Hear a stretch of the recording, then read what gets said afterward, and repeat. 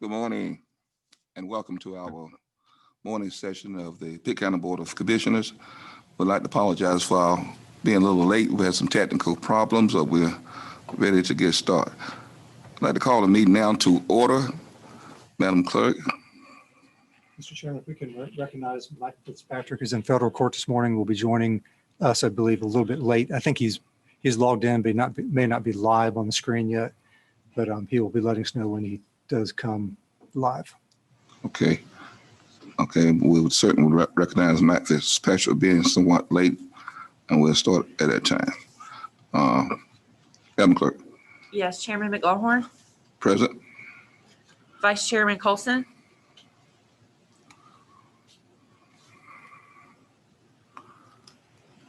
Here.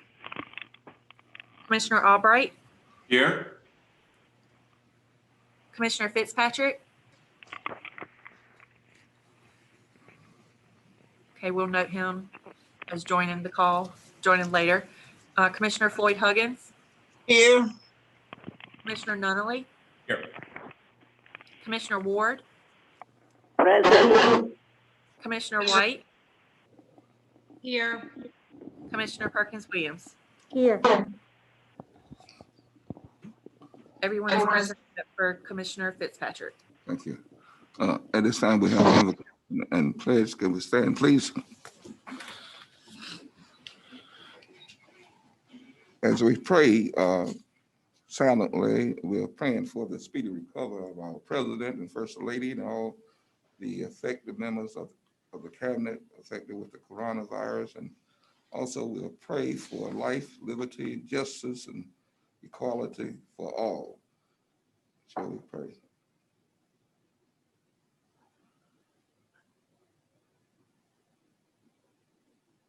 Amen. We now have the pledge by Commissioner Williams. Please turn and face the flag. I pledge allegiance to the flag of the United States of America and to the republic for which it stands, one nation, under God, indivisible, with liberty and justice for all. Thank you. You may be seated. Have a motion to approve the agenda. Mr. Chairman, Yes. I'd like to make the motion on the item number 11 that we change the order of presentation. Number 3 will be number 1. Number 2 will be number 2, and number 1 will be number 3. Thank you. So noted. All in favor of this? Mr. Chairman, you've got a hands up by Chris Nunley. I believe will probably be seconding the motion. Commissioner Nunley. Second, Mr. Chair. It has been moved and properly second that to change the items for discussion. All in favor, we're going to have it by the clerk. Yes, Chairman McLaughlin. Yes. Vice Chairman Colson. Yes. Commissioner Albright. Yes. Commissioner Floyd Huggins. Yes. Commissioner Nunnally. Yes. Commissioner Ward. Yes. Commissioner White. Yes. Commissioner Perkins Williams. Yes. Motion passes unanimously. Okay, very good. Presentation at this time. Ms. Manager. Yes, Mr. Chairman, this morning we have a proclamation for Domestic Violence Awareness Month. And I believe we have a representative here, Vivian Howard, if she'll come forward. Mr. Chairman, if we can go down front and read this and present it.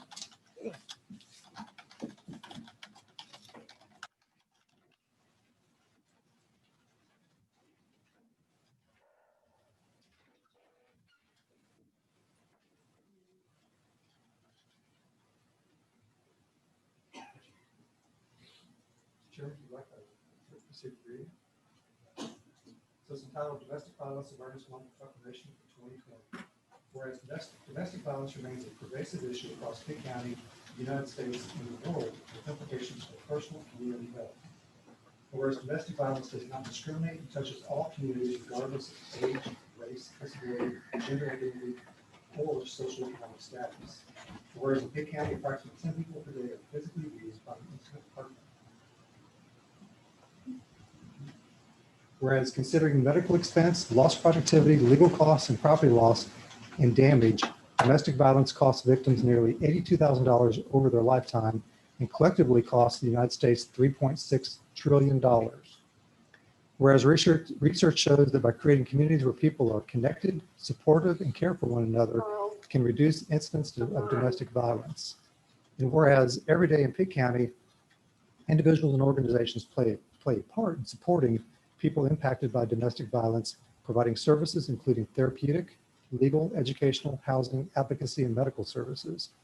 Now therefore be resolved that the Pitt County Board of Commissioners on behalf of the residents of Pitt County does hereby proclaim October 2020 as Domestic Violence Awareness Month in Pitt County and urges all residents to become involved in efforts to prevent and respond to domestic violence and recognize the impact of domestic violence in our community.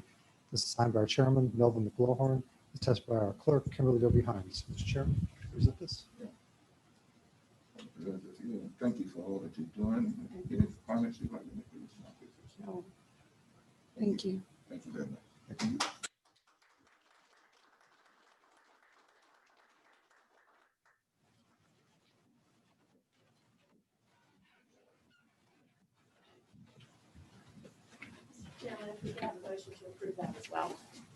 A motion to approve that presentation as well. Can we have a motion to approve? I so move. I second. It's been moved and properly second. Madam Clerk? Yes, Chairman McLawhorn, Yes. Vice Chairman Colson,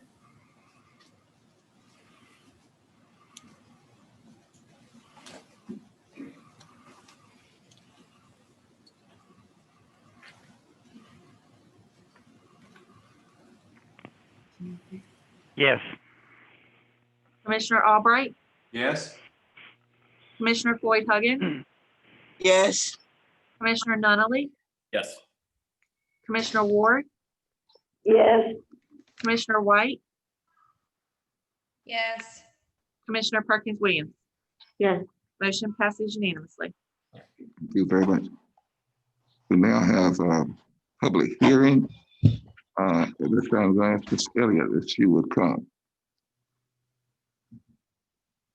Welcome.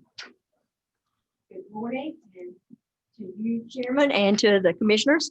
Yes, we're here today to talk about the Community Development Block Grant for coronavirus. We were here back mid-September to talk with you about applying for this grant, and so this is the next step in the process, the first of two public hearings related to this. So let's see if we can talk through this. Well, come on. All right. Okay, so the funds are being sought and the basis for the possible award. You will see that the North Carolina Department of Commerce has recently released funds and for this grant application for county and city governments, and they will be considered as part of the Community Development Block Grant. Pitt County seeking up to $900,000 in these funds, consistent with the purposes of the program. The funds will be used to address some of the most urgent needs resulting from COVID-19 pandemic, and that especially affect many of the poorest citizens of Pitt County. In its application for these funds, Pitt County will point out that its needs are relatively acute compared with those of other counties. The State Department of Commerce, as I said, may approve up to $900,000 for a wide range of direct benefits or area-wide projects to prepare, prevent, or respond to the public health, economic impacts of COVID-19. Projects must be consistent with one or more of the national objectives.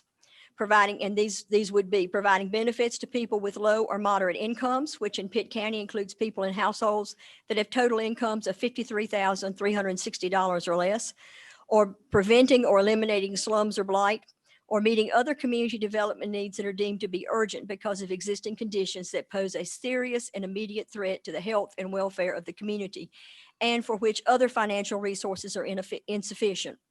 After the meeting that we had with you last month and the discussions with the management here, the county government has tentatively decided that the best use of these funds would be to pursue the first objective by helping to prevent low income and moderate income people from being evicted from their rental homes and from experiencing utility disconnections. Certainly that decision is subject to possible revision in light of further public input. And this will impact also certainly the landlords who have not had rent paid over this period of time in a positive way. In light of the fact that the State Department will award these funds on a first-come, first-served basis, the planning process is being expedited.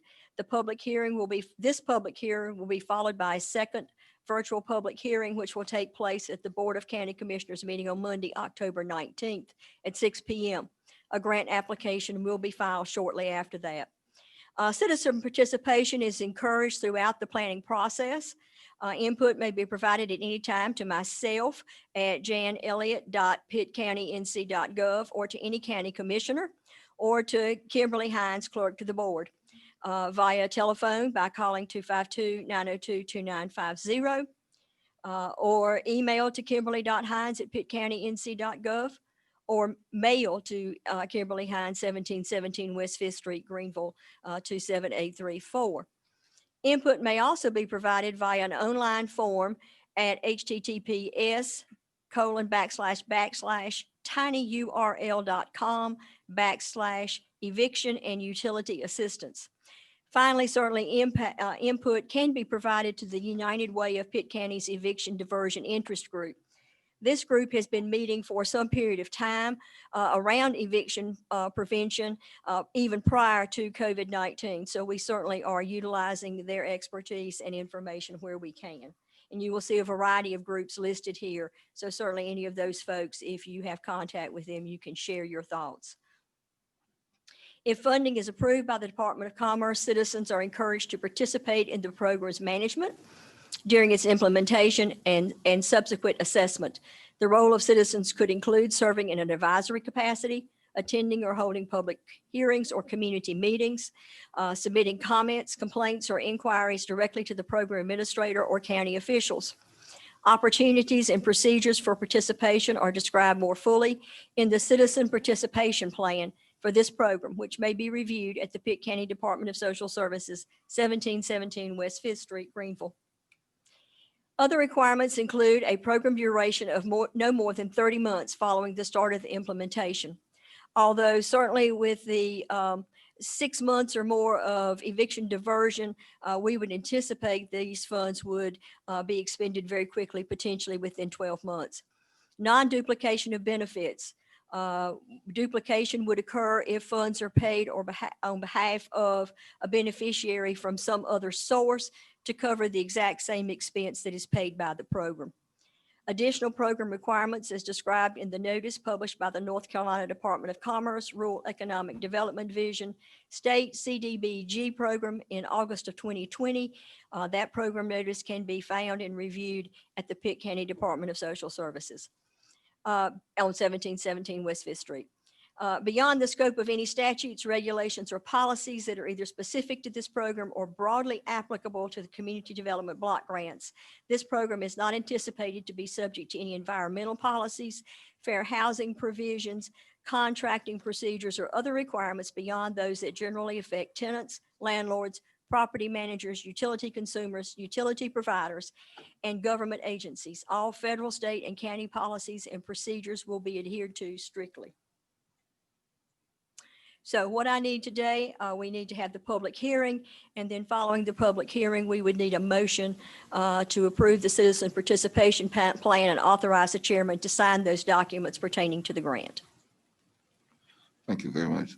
Now declare the public hearing open. Ms. Mann, you have anyone signed up? Mr. Chairman, nobody signed up at this time. Okay. Anyone in the audience to speak on this? I see now, we now declare the public hearing closed. What's the pleasure of the commissioners? Mr. Perkins? Mr. Chairman, I'd like to offer the motion that we accept this recommendation. And I'd like Ms. Janet to make sure that they know that when to apply is not right now. That is correct. Thank you. You made a motion to? I'll made a second the motion. motion. It has been moved and properly second. Madam Clerk? Yes, Chairman McLaughlin, Yes. Vice Chairman Colson, Yes. Commissioner Albright, Yes. Commissioner Floyd Huggins,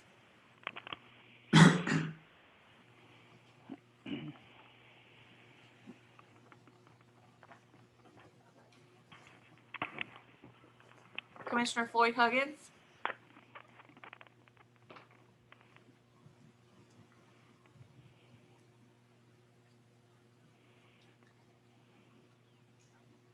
I'll come back to her in a second. I can see her, but Commissioner Nunley? She Yes. can't. Commissioner Nunley. Commissioner Ward? Yes.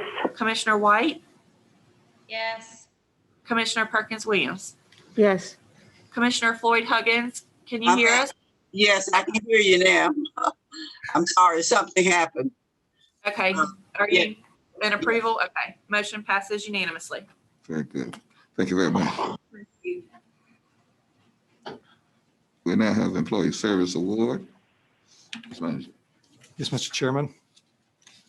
So this morning, like we've been doing in the virtual environment for the last several months, we are recognizing the 10 years of Pitt County employees. Normally, we would have them come before you, receive their certificate, receive their awards, and have a reception afterwards with food and beverage. But we are continuing just doing this on this basis.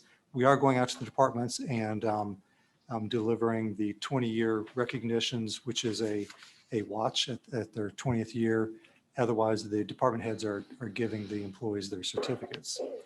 So this year, this quarter, we actually go from recognizing 5-year increments all the way up to 45-year increments.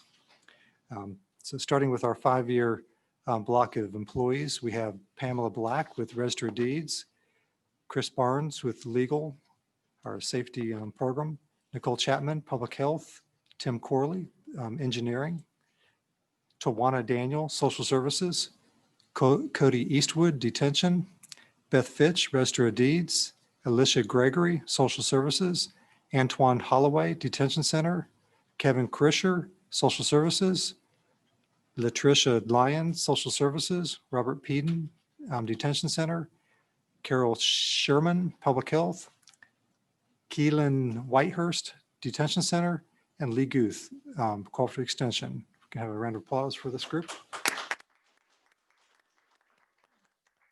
Moving to the 10-year category, we have Brian Cox with Sheriff's Office, James Conger, Detention Center, Justin Gherkins, Detention Center, Dinaka Hines, Environmental Health, David Leggett, Detention Center, and Kenneth Ross, Sheriff's Office. Again, applause. Moving to the 15-year category, Laureen Brown, Detention Center, Alan Edwards, Inspections, Jason Godley, Sheriff's Office, Heidi Whitehurst Shelton, Public Health, Courtney Silverthorne, Environmental Health, Jimmy Sugg, Tax Administration, Milton Tugwell, Tax Administration, and Harvey White, Social Services. In the 20-year category, we have 3 employees, and like I was mentioning a moment ago, at 20 years, the county employees are able to pick out a watch to wear and to watch the years tick by until they reach 30 or 30 plus, or maybe 40 or maybe 45 years in some cases. But for the 3 we have this morning, Douglas Dolenti, Sheriff's Office, Angela May, Social Services, and Deborah Owen, Social Services. At the 25-year category, we have 2 employees, Tracy Buck, Register of Deeds, and Shelton Davis, Sheriff's Office. 40 years, we have 1 employee, and our employee is in the audience this morning. Our Human Resources Director, Florida Hardy. I'd like to recognize her and thank her for her 40 years of service to Pitt County and its citizens. And our last recognition is for 45 years, and this is an employee of Pitt County MIS, Management Information Systems, Kathy Dickens. I'd like to thank her as well for 45 years of continuous service to this organization and to the citizens of Pitt County.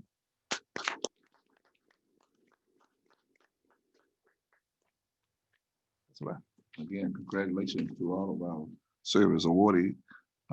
Florida, the heart is here. Florida, you like to make a statement or anything? 40 years of continuous hard work. Thank you. Thank you for your service. At this time, we have a public address to the board. Mr. Manager, you have any? Yes, sir. We have 2 people signed up. Kim Bell, she'll come forward to the podium and you can give your name and address. And if the Attorney will read our statement of public addresses. Good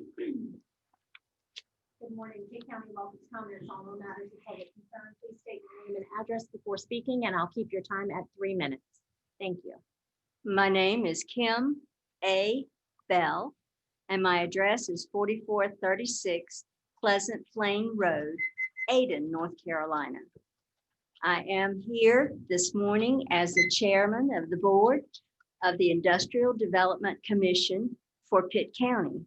We have exciting news. And first, before I do that, I wanted to be sure and congratulate Pitt County on its recent accolade. It's amazing. I think you were the first county to get that recognition on the national. Well, there's been other counties. We were the only county nationally recognized this year. Absolutely. That's wonderful. That makes the work of the Industrial Development Commission much easier. You know that. I'm pleased to say on behalf of the Industrial Development Commission Board, and I are extremely proud of Kelly Andrews as our new executive director. With her 17 years of economic development work, born and bred in Pitt County, Bethel, North Carolina. She has her Master's of Business Administration from East Carolina University, go Pirates, which and BA from University of North Carolina, Chapel Hill. She's international certified economic development professional, which has a pass rate of only 20% on first testing. So we are extremely happy to share that information with you. She has a starred reputation as an economic development professional. She's been named in the top 50 economic development professionals in North America. That says a lot about you, Kelly. And again, Pitt County. And well respected by all sectors of state and national economic development groups, not just local, site selectors and consultants. She's known for being meticulously thorough and accurate in the service of her clients and a champion of the team spirit. Thank you so much. Thank you. Okay, next we have Roland Smith. Mr. Smith?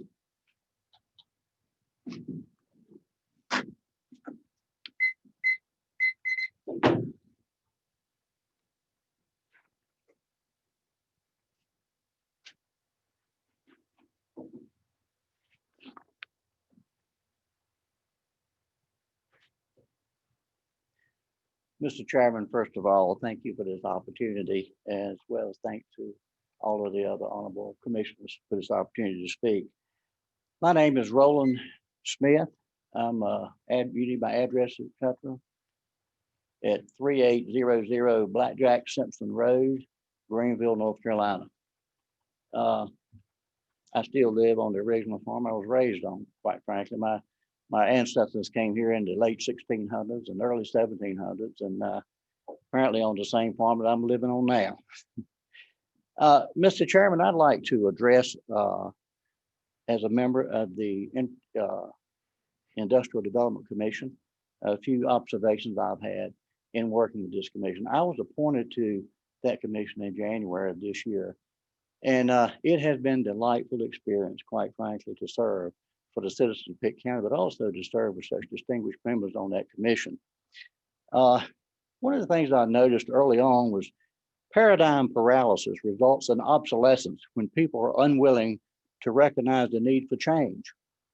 However, when people as individuals or as a group are willing to face the facts that what they did yesterday will no longer work tomorrow in a changed environment, only then will change occur. If we are unwilling to change with the environment around us, it will change anyway. And those with that behavior will be left in the dustbins of history of what was that no longer works. I believe the Industrial Development Commission recognized the need for change when in May of this year, the chair asked for volunteers to review the bylaws and make recommendations to bring them up to the needs of the current environment. A committee was formed in June and it was reformed in August of this year. And then a final product was laid on the table in September for debate amongst the board. I believe the vast majority of the board recognized the need to break out of the comfort of its paradigm paralysis and start afresh with a body of rules that more clearly define the effective governance that's needed for the 21st century. It recognized the bylaws that may have sufficed in the last century would not work very well going forward. And there needed to be a vehicle on which all could agree would help in the process to change.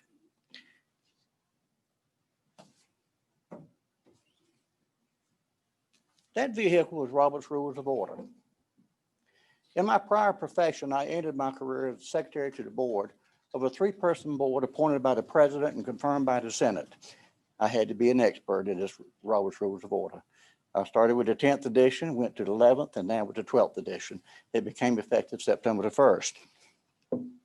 The clarity of leadership evidenced in these rules were exactly the vehicle needed to break out of the comfort of the paradigm paralysis. Those same rules of parliamentary procedure that were once used to stem its progress were used to overrule dilatory tactics and move the board to a greater collective performance as a whole. And when it was allowed to debate the issues under such parliamentary rules, the board came together as one. It ironed out its different views and its different opinions, and it voted on each item that seemed to stymie its progress. After the various issues were ironed out and in parliamentary debate, it was time to consider as a whole the complete set of bylaws. In that voting process with a roll call in alphabetical order as prescribed in Robert's Rules. Excuse me, Mr. Smith, your time is up. If you could wrap it up within the next minute or so. The collectedness of the board overwhelmingly came together with a final tally of 14-1 to adopt the newly revised bylaws for the Industrial Development Commission for Pitt County. I would submit that if the vote was more divisive, one could surmise a certain degree of malcontent with the final product. That was not the case. It did not stop there after the bylaws were adopted. It moved quickly to promote from within a very well qualified individual as the new executive director. The vote on that matter also was yes votes, absolutely when questioned, unanimous. There was no doubt this board wanted to move forward with the progress it had already achieved in its new bylaws. Therefore, ladies and gentlemen of the commission, I submit to you that the ICD board can be defined as effective, as cohesive, and as focused on excellence, and perhaps defined as a body dedicated to work for the common goods of the citizens of Pitt County. Thank you very much for this opportunity to address the commissioners, and I have a copy of the bylaws for each individual. Thank you very, very much. Thank you. Mr. Chairman, I missed his address. Madam Clerk, Commissioner Perkins Williams was asking for the address of Mr. Smith. I got 3800, was it Blackjack Road? 3800 Blackjack Simpson Road. Blackjack Simpson Road. Thank you. Thank you. At this time, we'll have items for report. Dr. John Silvernail.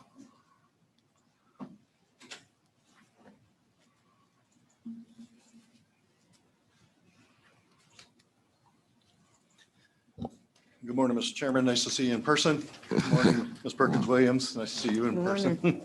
Good morning, other commissioners. Good morning, Mr. Manager, Ms. Attorney. This morning, we are 14 plus incubation cycles or 28 plus weeks since the first case of COVID-19 was identified here in Pitt County. Want to take a second and review our data. If I can have our screen up here, I'll show you the curves on the state website. There's the state curve. We had kind of, and it's going to reboot since it's been dormant. There we go. Had been a little bit flat, has trended up a little bit, although the state still seems pretty happy with where we are case-wise. We'll go to our county cases. In state curve, you can see where the state kind of over the first hump, a little bit of the second hump with the universities. And not sure where the curve is going here, drifting up a little bit, but overall the state seems to be happy with that. If I go to our county data, county, you can see our curve beginning back in March. This was a data glitch. The first spike was a nursing home outbreak, and we had slow growth. This was the start of the Pitt County testing program. This is the return of the ECU students and the backside of the ECU bump, and we still seem to be trending down from that. Overall, after 28 weeks, a little over 28 weeks of COVID in Pitt County, we have accumulated 5,096 cases. That represents about 2.75% of the Pitt County population. We have accumulated 33 fatalities thus far. At this point in time, we estimate that we have 4,430 recovered individuals, which is about 80% of our cases. And that number lags a little bit behind because the cases don't become recovered until they reach 15 days is our method for estimation. We estimate there are about 633 active cases in the county at this time. And if you look at that on a per 1,000 residents number, that's about 3.4 cases. That's where we were before the ECU bump in cases. At this time, about 5.6% of our tests are returning positive. Again, that is better than we were before the ECU outbreak. So we seem to have gained on this a little bit since that end of the summer wave or bubble. Prior to that, we had been running in the high 6s to low 7% range for our percentage of positivity in testing. Want to talk about our testing in Pitt County. Over the last 4 to 5 weeks, we have run on average about 4,000 tests across the county. 1 week, we even hit 5,000 tests between the end of August and about the 3rd week of September. That's a rolling report that's generated by the state that I receive every Wednesday. So in a typical week right now, we're doing somewhere between 4,000 and 5,000 tests across all providers in Pitt County. Pitt County Health Department continues to have 2 open testing days, Tuesdays and Thursdays. Our Tuesday schedule will be shifting a little earlier in the afternoon as we start to lose the late afternoon light for safety reasons. Our Thursday schedule remains in the morning on Thursday. And then we test the other days of the week by appointment for those that are involved in contact investigations or in special circumstances. ECU physicians, Vidant Health, Physicians East, and many of our urgent care centers provide testing. Many private and adult pediatric practices in town provide testing. 2 CVS in Pitt County are now offering testing. One is the Farmville CVS. The other one is the Winterville location at Fire Tower Road and Memorial Drive. The North Carolina Department of Health and Human Services has offered us a free surge testing site. We're in the process of arranging that and expect that that'll go live probably probably about the 3rd week of October now. We have to identify a firm site. And then once we have a firm site identified for this, they will pull the trigger on that. And it's about a week or so to get those assets here. So I think from a testing standpoint, I'm very pleased with where we are. The state says that we should test about 5% of our population every month, which would be about 9,200 individuals, and we are testing more like 20,000 individuals per month. So testing is broadly available in the community. Some of that is done through health insurance. As you know, the testing that we do at the health department is done free of charge using CARES Act dollars that the Board of Commissioners delegated to us for that. Would like to bring to your attention one indirect COVID-related issue. While I don't speak for the school district, I am more or less the school physician, in addition to being the health director. We have been looking at our Pitt County schools, and at this time, we estimate there are around 1,800 children who are delinquent on their immunizations. I have spoken personally with a couple of the larger pediatric practices here in Greenville to encourage them to review their practice and get folks that are delinquent in. I have about 3 other groups to talk to, which I plan to do this week. We also estimate there are about 800 students who are behind on their well child visits. And again, we're encouraging local pediatric practices to contact their patients and get them in for those visits. We do some of those at the health department, and we are also having our staff do some of those. So just wanted to bring that to your attention. Happy to take questions if you have any questions at this time. I do have Commissioner Floyd Huggins and Commissioner Albright. Commissioner Huggins. Good morning. Good morning. Thank you, Mr. Chairman. Dr. Silvernail, have you improved on the process of getting the results back to people who have been tested I hear that, there's kind of lax in or in getting the results to the people who have been tested. Have you improved on that system any? We do struggle sometimes with reaching folks, which is surprising that they would come for a test and then not give us a phone number that they don't answer.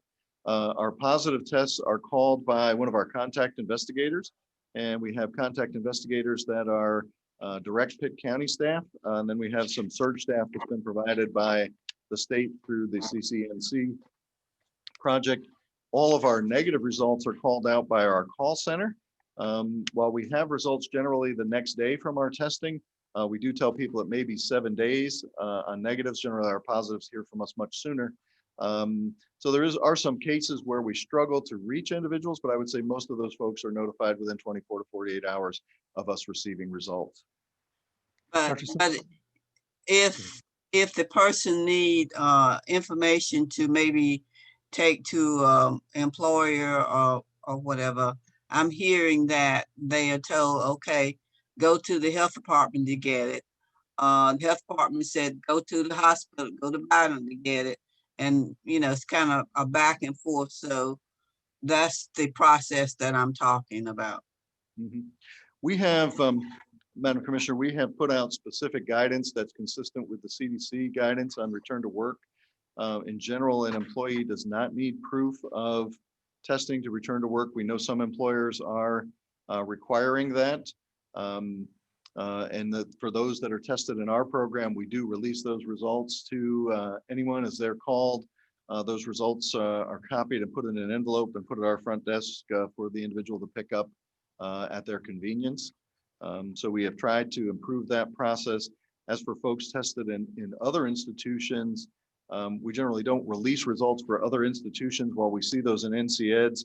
If it's not someone we didn't test, we don't release those results. So if you can give me specifics, I will look at the specifics of the situations that you're talking about and see if we can help improve that. Well, I'm speaking about, telling people to go to my record and get information, and that's not a very friendly process. Oh, the my chart function, is that what you're talking about, Commissioner? Right. Yeah, we do encourage everybody to sign up for my chart that we test. That's part of the EPIC system that we use for our electronic health record. That is the patient-facing portal. And for some folks who are less technologically savvy, that can be difficult to access. The results do populate to that automatically. So they have access to those results automatically through EPIC. There's a little bit of a time delay. I'm not sure what that time delay is, but it's when it reports to us, it almost simultaneously reports to the MyChart function. So if someone does have a MyChart account, they can access those results directly. Okay. Thank you. You're welcome. Commissioner Albright. Yes, thank you, Dr. Silvernail, for the report, and I'm especially glad to see the aggressive pursuit of testing sites and to see how well we're doing with the testing numbers, and I appreciate you and your hard work and your staff, certainly. A couple of questions. What do you know about this? What can you tell us about this app that we've heard that the state has for tracing contact? This is an app that is built on both the Google platform, so for Android devices, and on the Apple platform for Apple-driven devices. It requires the user to enable certain permissions on their device. And when those permissions are enabled, it then exchanges anonymous tokens with other individuals' phones that are so enabled as they come in contact with them. So if we were standing close enough and my phone was enabled and your phone was enabled, our phones would exchange anonymous tokens. And then at such time that one of us tested positive, if we chose to put that into the application, the other individual would receive a notification that they were exposed or potentially exposed to COVID-19 through that application. The application does not track location and has no directly identifiable data in it per the state. But it does require you to activate it on your phone and to enable the Wi-Fi component on your phone, Bluetooth component on your phone, so that your phone can communicate with other nearby phones. And then it uses signal strength to gauge distance between phones. And it's been estimated that if even a relatively small percentage of individuals in the community uses that, it would help take a bite out of COVID transmission. It is a new process. I'm sure there will be some bugs to be worked out of it. It's really been aimed, targeted at university students, but can be used by anyone in the community because the mobility of university students and the love for electronic devices of our younger folks. It's been aimed at our universities, but anybody can use it, Commissioner. Okay, thank you. And that's a free app. That's right. Yes, it's free and it's available through the Apple Store or through the Google Play Store. Yep. And if you will search Slow COVID NC, SLOWCOVID NC, that is the name of the app. Thank you. Last question, can you address the implication for those 1,800 students in our schools who are not up to date on their immunizations? What happens here as we go forward? Well, the concern that I would have, Commissioner, is that normally immunizations are the required immunizations are due to be current by September 30th. At this point, the state has extended that through October 30th. Those children who are delinquent at that time could potentially be suspended from school until such time as their immunizations or child checks are brought up to date. We had an incident with this last fall. And it wasn't just here, it involved a number of counties in the east. Many of them were 7th graders who were missing their second meningitis vaccination. And these students were suspended from school until that vaccination could be provided. So I would not want to see that happen, especially given the difficulties that students are having this year in a blended or completely virtual environment at school. Thank you very much. You're welcome, sir.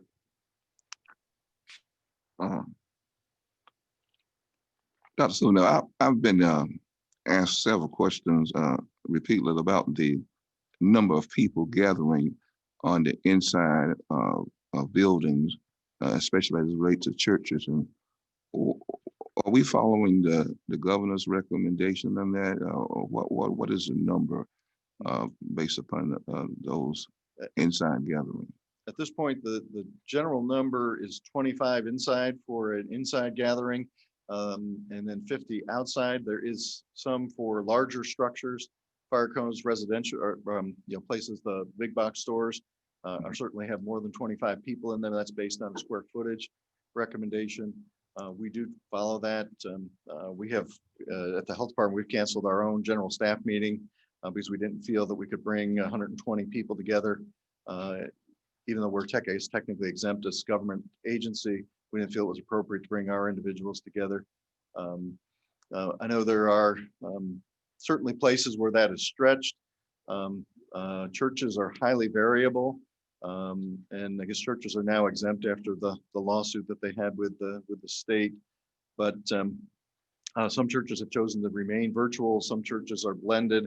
I have heard of some churches where there are large groups and of people gathering. To date, I'm unaware of any cluster that we've traced back to a religious service or religious function. Thank you. I don't see any other hands.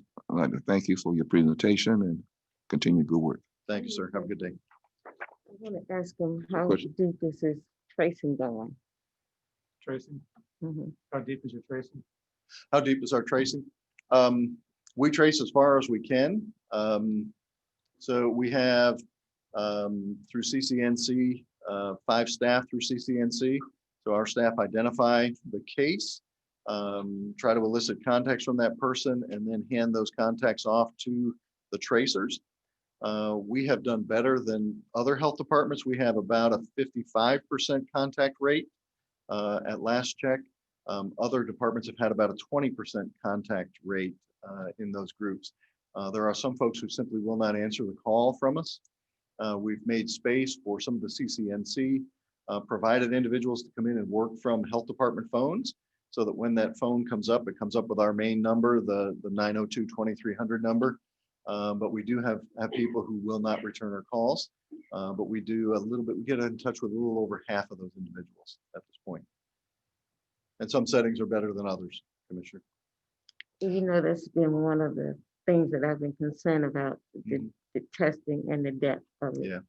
Yeah, with contact tracing, we mentioned too, with the university, we worked with the university to create a contact tracing unit within the university using university public health students. Dr. Lanika Wright helps oversee that in conjunction with myself. They all went through contact tracing training, and they were invaluable during the ECU outbreak in terms of helping us track down contacts on campus and get folks quarantined and tested at appropriate intervals. We've done largely the same thing with the school in terms of them having a coordinator working with the school nurses so that when a case is identified in the school, we can rapidly identify the children, assess the degree of exposure, the children's faculty and staff, and quarantine as appropriate and test as appropriate in those groups as well. What is the penalty for ECU for violating one of the policies? I know in one university, not in the state, they send them home. But what is ECU's penalty for the results? Because what they do on that campus impact the community. Yes, ma'am. I can say I was pleasantly surprised that the ECU outbreak did not spill into the community as much as I would have thought it would. The university has anything from a reprimand up to dismissal at their hands through their code of conduct process, which in general I am not involved in their internal disciplinary process, but they can do anything from sanctioning the student to dismissing the student as a final outbreak. Excuse me, a little tickle in my throat, not COVID. I would mention to you that the other bit of good news in our data, if you look at the 0 to 17 age group, our percentage of cases, even with the school opening, even with the ECU outbreak, that's been pretty stable at about 8% of our cases. And to date, we really have not identified transmission in the schools. Well, certainly we've had kids and faculty, students, and staff come in with COVID. We have not identified where that transmission has occurred clearly in the campus. Thank you. I laugh because there was a joke that I heard about the coughing when you're with someone. Wasn't laughing at you. No, I understand. You do need to express nowadays so that it's not COVID. Thank you. Thank you very much. Thank you, Mr. Chairman. Have a good day. We now have the CARES funding by Brian Barnett.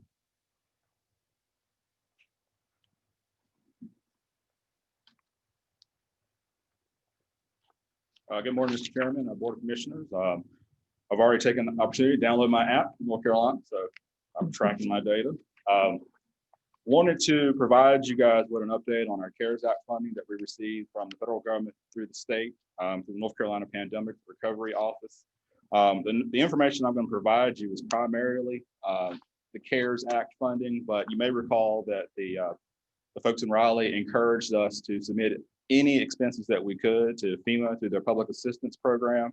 So some of that data and some of our expenses and revenues are combined, but primarily most of the money that we have received is through the CARES Act. And you may also recall that we received the CARES Act through 2 allotments, one early in the process and then one in the middle of the summer after the governor signed State Bill 2080 into effect. All my data that I'm presenting to you that you have in front of you is as of September the 30th of 2020. And one thing I do want to point out is that a lot of the data when it comes to reporting financial matters, timing of the reporting is critical. There may be expenses or revenues that are in the process, but as of September 30th, we have not processed yet. So there's always more information to come.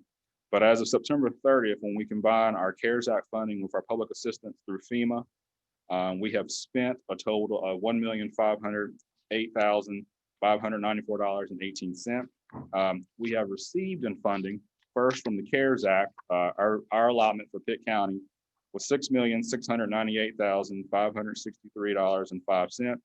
And we have received through FEMA, through their public assistance program, $70,943.75. Currently, FEMA is reviewing several projects that we have submitted. The total $140,291.60. I do expect FEMA to approve those. It's just that with this program being a national program, it is taking FEMA a little bit longer to review the remaining projects that we have submitted. And FEMA considers everything you submit a project. So that's why I'm using that term, but right now they're in the process of reviewing that. As you may also recall, as we talked about CARES Act funding, there was always the caveat that we had to share a certain percentage with our municipal partners here in the county. With the second allotment, it shifted to the could share to the you have to share. The governor set that at 25%. So of our CARES Act, roughly $7 million, we had to set aside 25%, which was $1,674,640.76 for our 10 municipal partners. We reached out to all 10 municipalities. 8 have indicated they would like to get their portion, and we decided to break that portion up on a per capita basis. As of September 30th, we have, through the process that we have set up with our municipalities, we have expensed $207,706.36 to municipalities within the county. My understanding, the ones that have not submitted through the process, it's going through the process right now. And I do anticipate before October is out that we will have expensed the full amount that we have to share with our municipal partners of the CARES Act money. Next, you have in front of you a breakdown of the expenses via the CARES Act and FEMA public assistance. I do want to point out that these categories are determined by the North Carolina Pandemic Recovery Office. So it may look a little misleading, but I wanted to follow the guidelines that they've set as I present. From a medical expense category, which is primarily where we report our testing, we have spent $449,119.17. In their public health expense category, this is where we put our PPE, disinfectants, plexiglass, barriers, any type of signage, communication. We've spent $324,234.57. In their category that they call payroll, we've only spent $527.50. And then in their final category, which is their compliance, compliance is primarily where we have set aside our emergency FMLA leave for those who have to leave work for either they're tested positive, they're helping somebody who's tested positive, or those folks impacted with the schools being closed. And then all of our technology upgrades fall into this category. We spend $527,006.04. Lastly, as we move forward with our CARES Act and FEMA money, our plan is to maximize these dollars as far as that we can make them stretch. Our plan is to come back to you at our next meeting with a proposal to draw these funds down completely. By doing this, we will increase capacity for future spending in our general fund and our EMS fund, well beyond just the initial amount from the CARES Act. And by doing it in the plan that we plan to bring for you at our next meeting, this will also allow us to increase flexibility of this money, not only for CARES Act funding, testing, but it will also allow us to have that flexibility and capacity within our own funds in case we do run into any fiscal issues as we move along in this fiscal year. So with that being said, I'll answer any questions you all may have. I see Commissioner Nunley and Commissioner Floyd Huggins. Commissioner Nunley. Thank you, Mr. Chair, and thank you, Mr. Barnett, for your presentation. Just real quick on the drawdown, what's your opinion on that draw? Is that going to continue to allow flexibility on having funds for surge testing? I understand from Dr. Silvernail in the last report that there will be a surge testing site, but in the event, I believe that in our conversations with the commission, we were really concerned about making sure we had capacity and, you know, the financial capacity to really ramp up testing and then I guess just making sure we've got those things in line for the public during the fall and winter months. Do you see that the plan that you're going to bring forward, will there be sufficient, I guess, safeguards in place to make sure we're not in a tight on that front? Commissioner Nunley, the plan will allow the flexibility and the capacity increase because our COVID testing based on the CARES Act actually has to end on December 30th of this year. The plan that we're looking at right now would allow that flexibility to go beyond December 30th. It also allows the flexibility if for some, hopefully it doesn't happen, but if there is a surge and there is increased testing, then it will allow us to spend that money. So we have taken that into account. Currently, the way that the money is set up, we have certain boundaries that we cannot move into, and our plan will allow us to go beyond that, just in case those what ifs do turn south. Okay, thank you. Okay, Commissioner Floyd Huggins. Thank you, Mr. Chairman. And also thank you, Brian, for your report. And maybe you just maybe answered my question because when you presented, you mentioned that it takes a long time to get our to get a review back from the state. So I was wondering if that will affect the deadline for spending these funds, and I believe you kind of already answered my question. Is that right, that there will be flexibility and that? Yes, Commissioner Floyd Huggins, the CARES Act does have a December 30th deadline. To my knowledge, FEMA has not put an end date on their deadlines for projects. So as long as FEMA's portal is open, I'm going to use that to make our money stretch as far as we can. And one of FEMA quietly will provide assistance for testing as moving forward. The main focus was to use the CARES Act for testing, but testing is a category that we can submit expenses under the FEMA portal. So this will allow our money to go well beyond December 30th. Okay, thank you. Good. My question is, Bethel, the town of Bethel had to be shut down due to COVID. So did you get any request or any meeting for municipalities of that size that's small and are having restraints and are having problems providing services to their residents?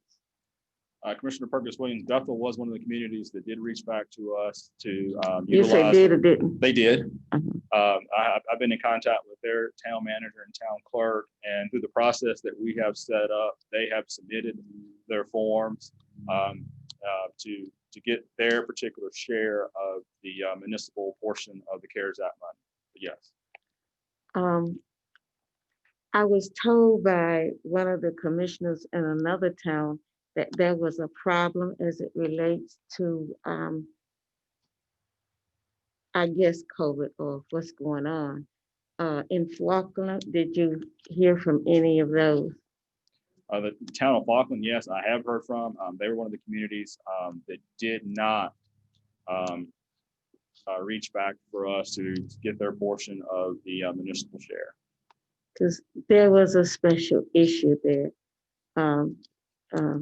that may have happened. I did not get the information that I talked with another town clerk who had reached out, but I was wondering about that. You may need to have an offline discussion on that if you want to talk to us. Yes, definitely. Okay. Definitely. That's what I want to bring up about. So we'll talk about it later. Thank you. Thank you for your report. Thank you very much. Thank you. Good report. We now have a report from the Rivers East Workforce Development. Ms. Jeannie Bowen, if you would, please.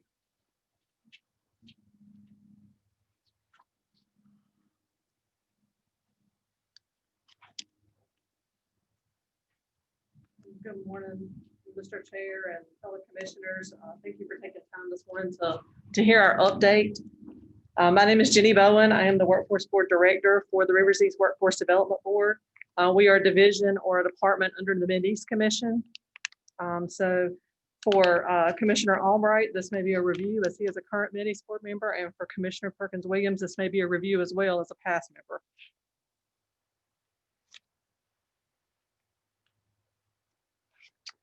So just a little bit about the Workforce Board, who we are and what we do. We serve as a point of contact for businesses, industries, and the public sector to communicate their workforce needs. Obviously, we provide a forum to convene and facilitate public and private sector leaders for workforce development needs. We work on strategies to promote lifelong learning. We look at workplace skills. We also look at new training programs, partnering with our community colleges. We also do planning, oversight, and evaluation of our local programs, as well as our NC Works Career Center systems. We certainly coordinate very well with your economic development efforts going on here in Pitt County, as well as regionally. And we provide support for local grant applications. We've recently provided support for a couple of ECU grants. Our flagship product really is our NC Works Career Centers. We currently have 4 centers in the 5 counties that we serve. We do serve Beaufort, Bertie, Hertford, Martin, and Pitt. We have centers in 4 of those 5 counties, and you'll see the addresses and contact information there. We are pleased to announce that our centers will be reopening to the public by appointment next Monday. We have also been pretty much shut down, providing virtual services since the end of March. Our centers have been closed to the public, and we will be reopening next week. The staff returned today, and I think they were all excited to get back into the office and to get back into normal.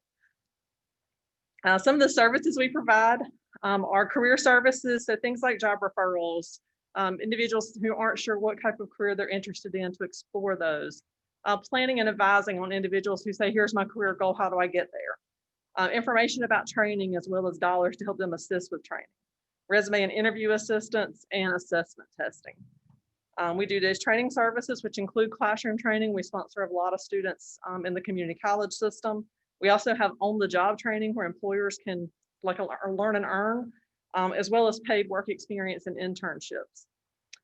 For employers, we provide candidate pre-screening, job fairs, incumbent worker training grants to help them upskill their current employees, labor market information, work opportunity tax credit, as well as federal bonding.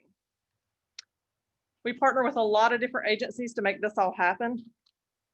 Those partners include everyone from the K through 12 school system to the community college, universities, economic development, community-based organizations, local government, chambers of commerce, Department of Social Services, vocational rehabilitation, services for the blind, and others. So you'll see a lot of those are departments that are housed under Pitt County government. These are the numbers for Pitt County. Just for our Pitt County Center last year, we served 9,335 individuals. And we provided 222 adults and dislocated workers some type of training service, either through classroom training or on-the-job training. We also work with 56 youth to increase their workplace readiness, their financial literacy, their credential attainment, as well as their employment goals. We had over 5,033 local jobs posted through our center. We awarded over $100,000 in the last 3 years in grants to Pitt Community College students for the finish line. And that is where that's one of the governor's initiatives to help community college students cross the finish line and not to let a financial emergency like a car repair or rent or utility cause them to stop.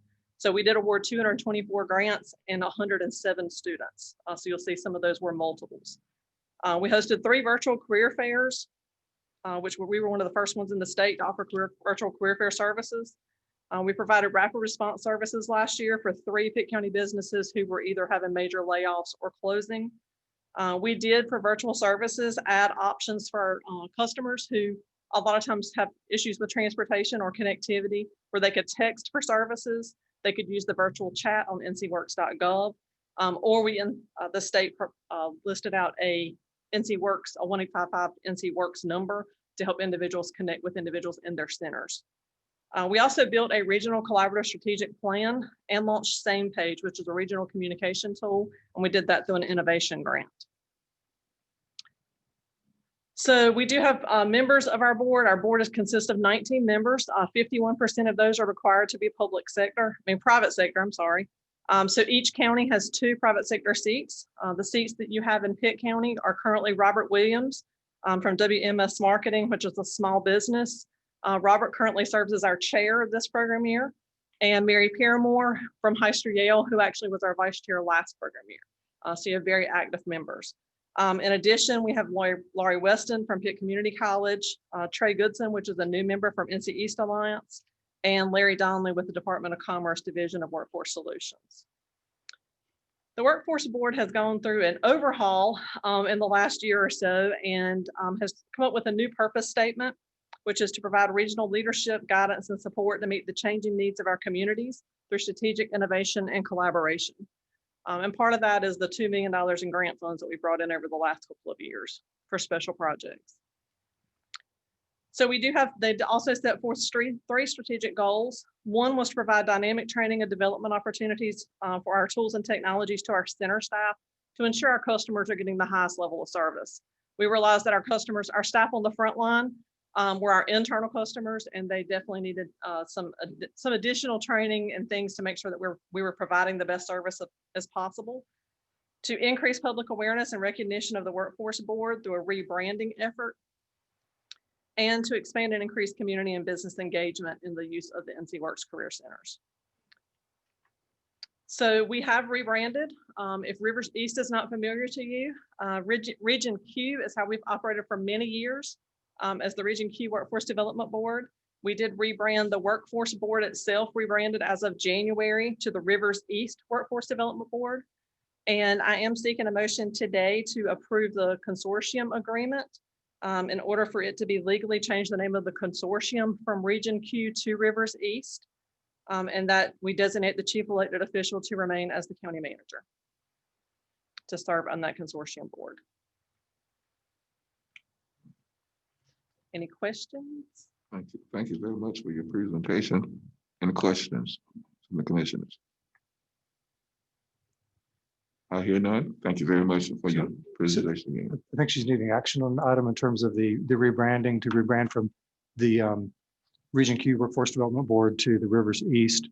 And then also as part of that motion would be, do you explain what the consortium is, how that operates? So our funds are federal. They come down from the U.S. Department of Labor through the state, through the Department of Commerce. They then come to our local administrative entity, which is Mideast Commission. The oversight of those funds is our 5 counties, which form the Workforce Investment Consortium. Previously, again, we've been the Region Q Workforce Investment Consortium. And so again, the consortium is just asked to change their name to Rivers East to match the new board logo and authorization.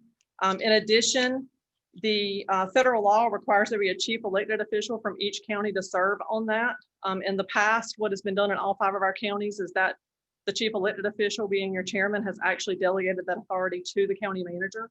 And so we would need both of those included in the motion. So I apologize, I didn't realize this item for a items report would have actual action requested on it, but if the board is comfortable, you can act on this, or we can bring it back and put it on consent for the next agenda.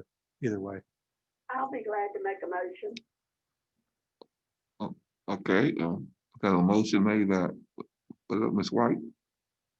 That's one. Okay. I would like to move for them to rebrand and to place the county manager on the board. To be the representative on the consortium board. Right, to be a representative on the consortium. Okay, was that, so you like the second, Ms. White? So that's Ms. Ward's motion, and then you have 2 hands up by 2 other commissioners. Commissioner Floyd Huggins. I will second that motion. I was waiting for Commissioner Albright to make the motion, but I'll second the motion to Commissioner Ward's. Okay. Commissioner Colson.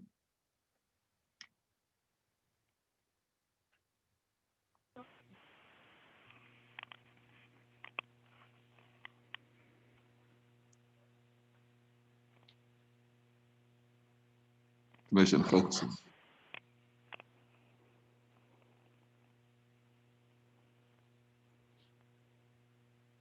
We're having some problem here. Commissioner Colson, do you have a comment on this item or the motion? No, I was just going to make a motion or the second. Okay, thank you. Okay, it has been moved and properly second. Madam Clerk. Yes, Chairman McLaughlin. Yes. Vice Chairman Colson. Yes. Commissioner Albright. Yes. Commissioner Fitzpatrick.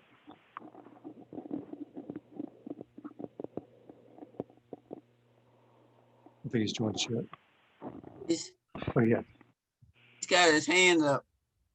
I'm back. Yes. Okay, Commissioner Floyd Huggins, Yes.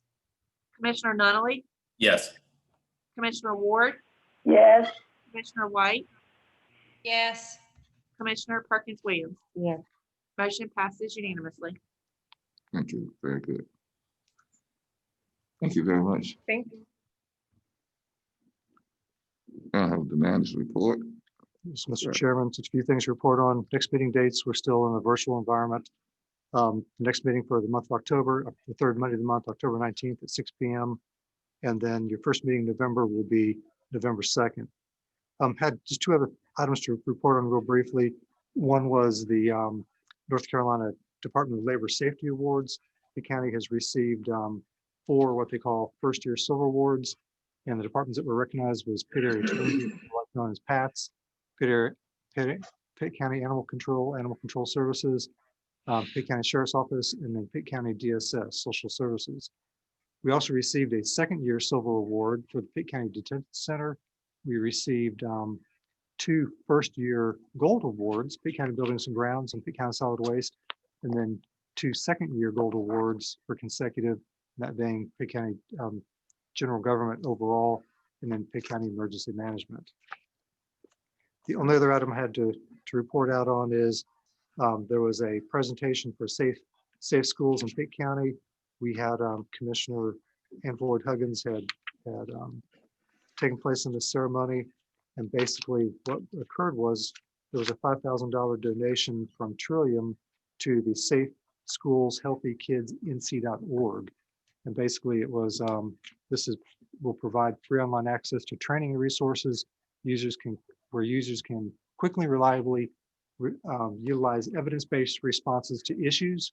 Programs can be completed by teachers or staff privately at any time of the day and any person at their own pace. This is tip sheets and handouts can be downloaded securely by students and the parents. And basically this is a resource for the school population. And other than that, they did get a $5,000 check that was given again by Trillium. I didn't know if Commissioner Floyd Huggins, if you wanted to add anything to that.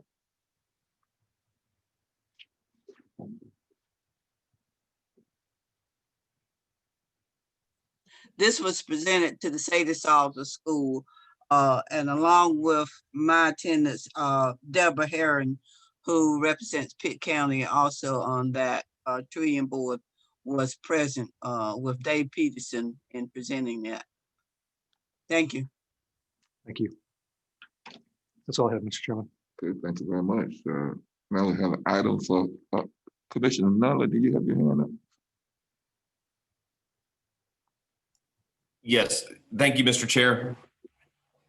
And thank you, Mr. Elliott, for your report. I just had a quick question.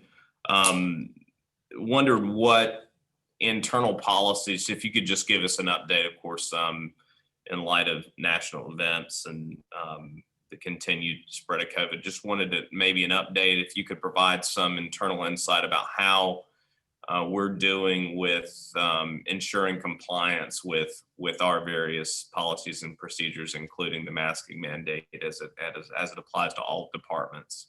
And if you can kind of provide an update about how things are going on that front. Yes, sir. Thank you for asking. I think we're doing very well with complying with the commissioner's directive. We still have building monitors located outside the buildings that if the person doesn't have a mask, they're offered a mask, are required to put on a mask. We're requiring our employees, the public coming in, contractors and vendors to mask up. We've had, from what I can tell, we've had pretty much good voluntary compliance with it.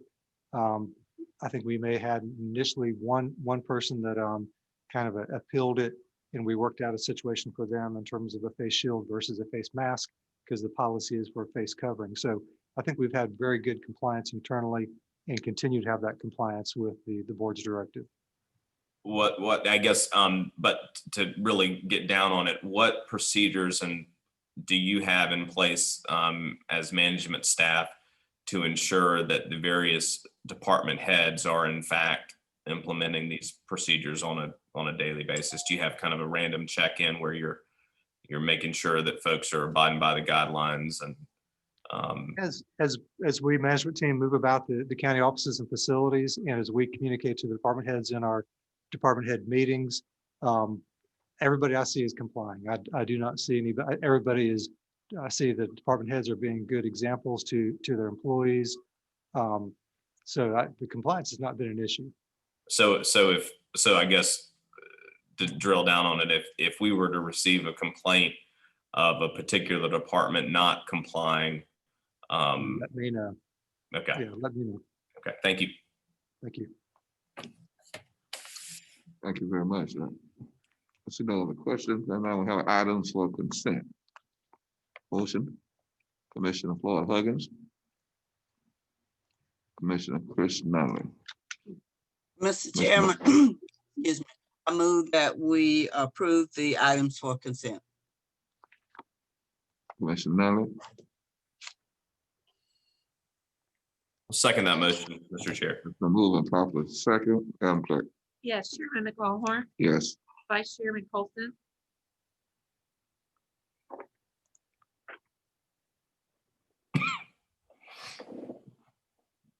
Vice Chairman Colson, Yes. Commissioner Albright, Yes. Commissioner Fitzpatrick, Yes. Commissioner Floyd Huggins, Yes. Commissioner Nunley, Yes. Commissioner Ward, Yes. Commissioner White, Yes. Commissioner Perkins Williams. Yes. Motion passes unanimously. Thank you very much. Now we'll move to the items of discussion, and it's been voted that we do in reverse order. We start now with the item number 3, the 2020 Special Supplementary Grant Funding. Mike Taylor.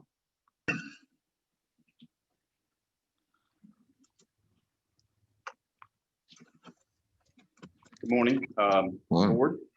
The item before you this morning for discussion is, this has come up before and is actually one of your stated goals as a board to further encourage broadband service to our communities. As you know, Pitt County has some urban areas and rural areas. So we had discussed before the GREAT grant program from the state office, which is growing rural economies through access to technology. In prior discussions, we were not eligible. That has changed over time through tier status and primarily through the criteria of the program. As you recall, counties cannot receive these funds directly. We are dependent upon private providers soliciting or applying for these funds to be able to expand this service into the community. So we have been in a discussion, Cloudwise, who is a private provider that has partnered with some of our neighboring counties and has been doing this on their behalf as well. What has also come up recently is through the CARES Act funding, the General Assembly and the governor has signed into September 4th an additional appropriation of funds that could be used for this purpose. It's a very tight time period. The grant period opens September, I think, put in there 14th and closes October the 14th. So a proposal has been put forth that would allow Cloudwise to apply for those funds. It's a competitive grant, so it's not guaranteed. And those items are scored.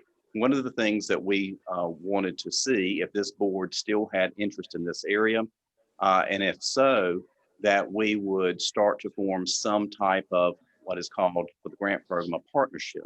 There are 2 types of partnerships that the county may enter into for this grant program. One could be assisting with infrastructure assets, whether they be towers or some other lines that might be available to help build out this network to expand the broadband service. Another would be financial assistance. Heretofore, financial assistance has not been an option for counties. There is, the General Assembly has put into place ability to go through an RFP process that counties can let an RFP for interested providers, and that through that process, counties can allocate funds for this purpose. So now there is a legal authority to be able to consider this. So the question for the board today, and we have some representatives from CloudWise if there are some particular questions on this. So it's really, before I ask on that, there are two things. One, there's the grant application. The board can consider to submit that grant application, or not we, but CloudWise in partnership with them. The board can consider also through the additional legislation to do an RFP process and allocate funds directly, irrespective of the grant. Obviously, our interest is to try to maximize funding as much as possible. So we're not suggesting that we not do the grant, but there is that ability. So then once we apply for, or the CloudWise applies for the grant, then we will have to come back, if the board so chooses, to do the RFP process, which is the formal mechanism that would allow this board to consider some type of financial obligation in this effort. So I think those are the items that we discussed. So I would open it up to the board if they have specific questions. Okay. Thank you, Commissioner Nunley.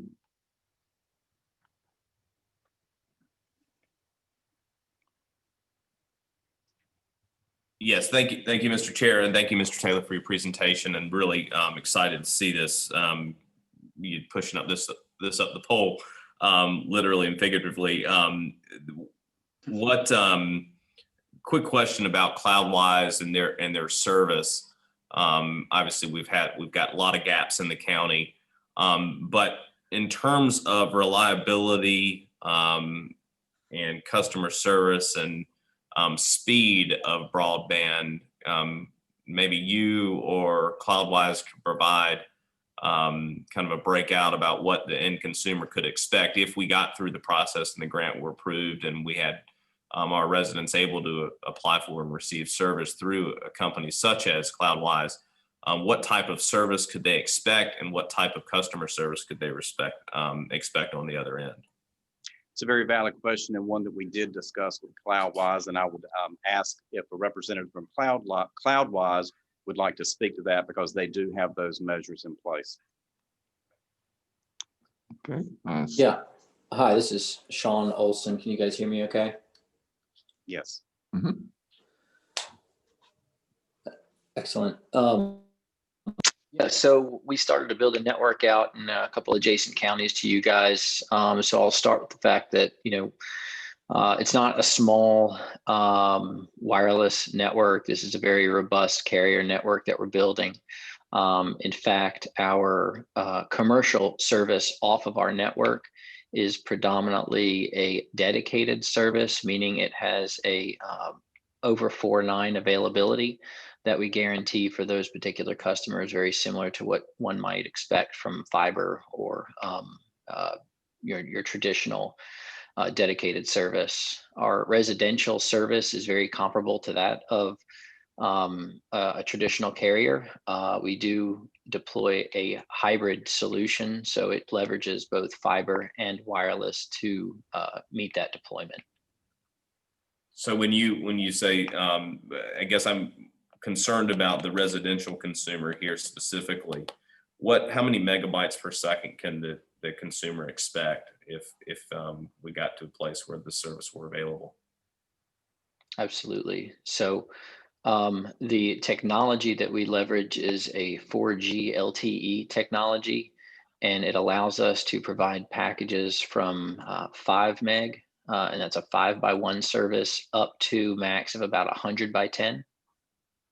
And that's really a technology limitation than it is anything else. But what we've understood and what we've seen when we've deployed this service is it's very stable for folks to do real-time services such as Zoom, as well as Netflix and those sort of things, not just by one Zoom session as an example, but 3 to 4 sessions, just depending on what the package offers.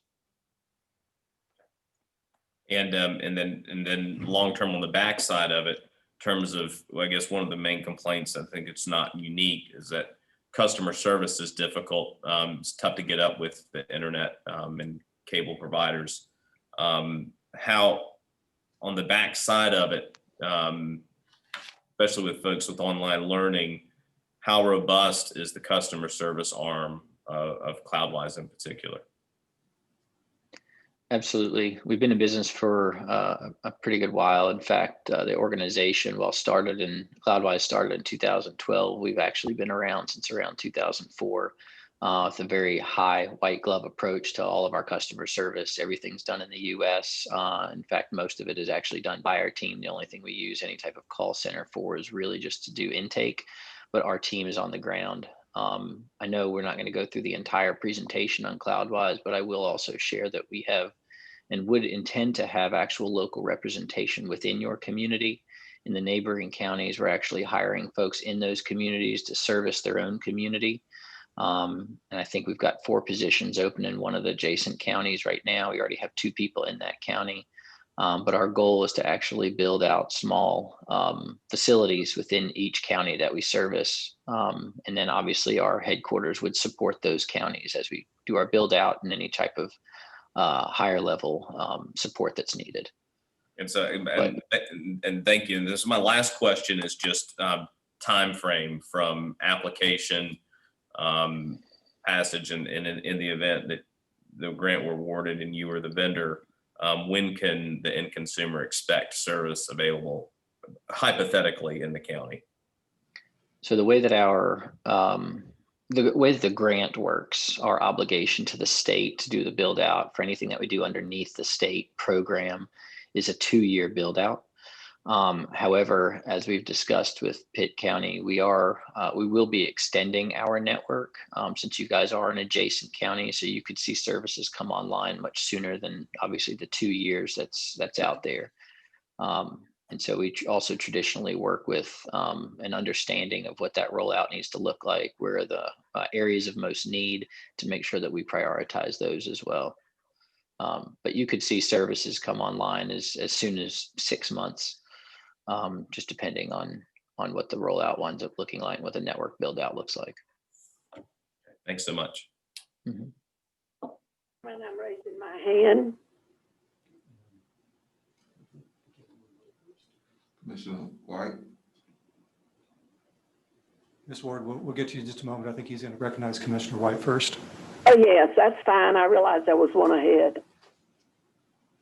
Yes, I've got a couple of questions. Would CloudWise be responsible for all parts of it, like not only installing the infrastructure, but getting it hooked up to the homes and all that, or would they have to partner with another company to fulfill part of the services? It is my understanding that they would be the sole operator and facilitate the communication back with whether it's a residential customer or a business, but I'll defer to CloudWise if that's different.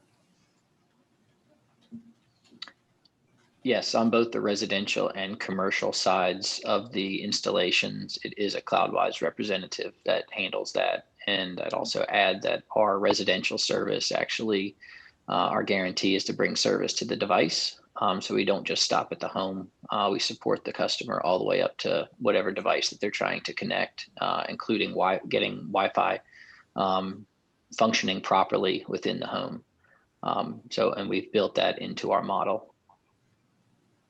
Okay. If I can add, go ahead. My other question is, and if you're not from here, you may not know this specific area that I'm going to use as an example, but like an area like Gardnerville, which is right up next to the Craven County line, way, way, way out there in Pitt County.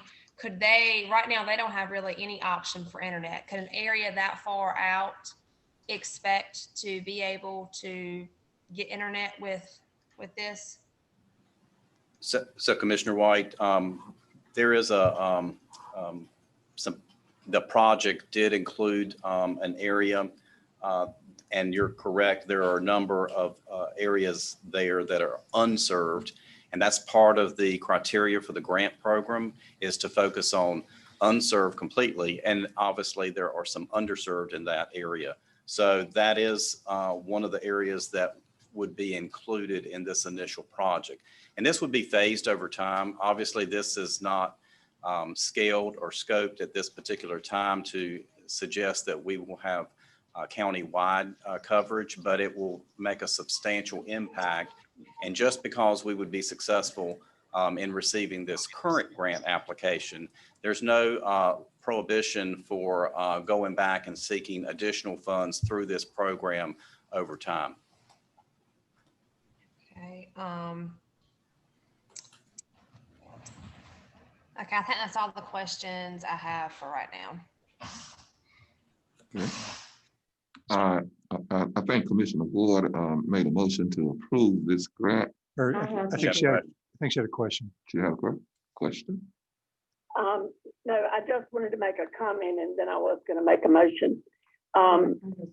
Owning property out in Bethel and knowing that they're and having a home out there of my husband's family home, that is a section that there is no opportunity for this at the present time, and there are a lot of other outlying areas in the county, and whatever we can bring forward, and hopefully it will expand to all of those areas. So I don't know if a motion is appropriate now, but I would like to make one if it is. I think Commissioner Perkins-Williams had some questions. I need to make a couple comments too before we entertain a motion to. Okay, thank you. Mike, there are several areas in my district that is without service, and even as close as my office is to Greenville, we can only get up to 6 speed of broadband, even though we're paying for 20. How will this company address that? One issue that I'm concerned, because you're paying for one thing and you're getting something else. The next is those voided places that have very little access, and one service can come up to this point and another service can come up to that point, and the 2 houses in between cannot get service. Will this company address those kind of situations? And there is one area that services does not go from Pitt County. They have to get service from other areas. I'd like to know what counties that Cloudwise is in right now that may be adjacent that can better suit the 233 square miles for my district. So I'll try to answer that, and I'll ask Cloudwise if I say anything incorrectly that they can certainly correct my statement. One of the things as far as coverage area, as you heard, this is a wireless technology. So the ability to be able to promote and provide that service will cover a greater area than having to have a physical line installed to a home. Again, I would caution though, just like with cellular service, you can have cell service and you could go, some distance and there might not be adequate coverage. So I'm not suggesting that it's a panacea, but I think it will be more impactful to covering an area than traditional cable infrastructure, a line infrastructure. You also asked about the level of service. I think that's consistent with what Sean had mentioned earlier through Commissioner Nunley's question, and that is they do have guaranteed service levels that they will live into and provide that. Will it be difficult to access? Explain access. In other words, the house that's in the middle that can't get service. So because again, I get that call from her every so often. So I would go back to the analogy of cell phone. So if I'm a cellular customer in house 1 and then house 2 and house 3, as long as that tower signal strength in that area, depending on how far apart those homes are, this should better address those types of anomalies than what you have today. Mm-hmm. And I know, and that's part of our where we've come from, being an agricultural based economy. I know even when I moved not terribly far out of town, because there were farms in, I could not get cable access, and this was only 20 years ago. because of the way neighborhoods grew up and lines were run. So this again should help alleviate some of that, that challenge. Well, since you said it's wireless and my phone is wireless, I get better service on my phone than I do at the office. And so that curiosity still exists. And I just hope that the household, especially with this time of COVID and the students are needing it. So You had also asked about some of the neighboring counties. Yes. And what I'm seeing here, and there, I'm not saying this is an exhaustive list, but just in our neighbor, Nash, Edgecombe, Halifax, and Martin. Nash, And I'm not saying that's all the counties, but those are right close to our region. Nash, Edgecombe, Halifax. And Martin. And the map he's illustrating here, you'll see the green dots. The green dots are actually towers that are current service that's being transmitted by microwave out to the households. The red dots represent towers or locations where they're expanding to. And you can see how that borders the northern border of Pitt County, which once that infrastructure is put into place, then makes Pitt a logical extension then to come into northern Pitt County and go south. Thank you very much. Cost, why will it be? You know, we're tier 1, and I always say that my district is tier 0. So will the cost be enough, astronomical, or reasonable? The cost of the service or the cost of developing this? Both. So the cost will be dependent on what this board considers their appetite for the project. Currently, what they've presented is a $5.9 million project, which is some infrastructure cost and operational.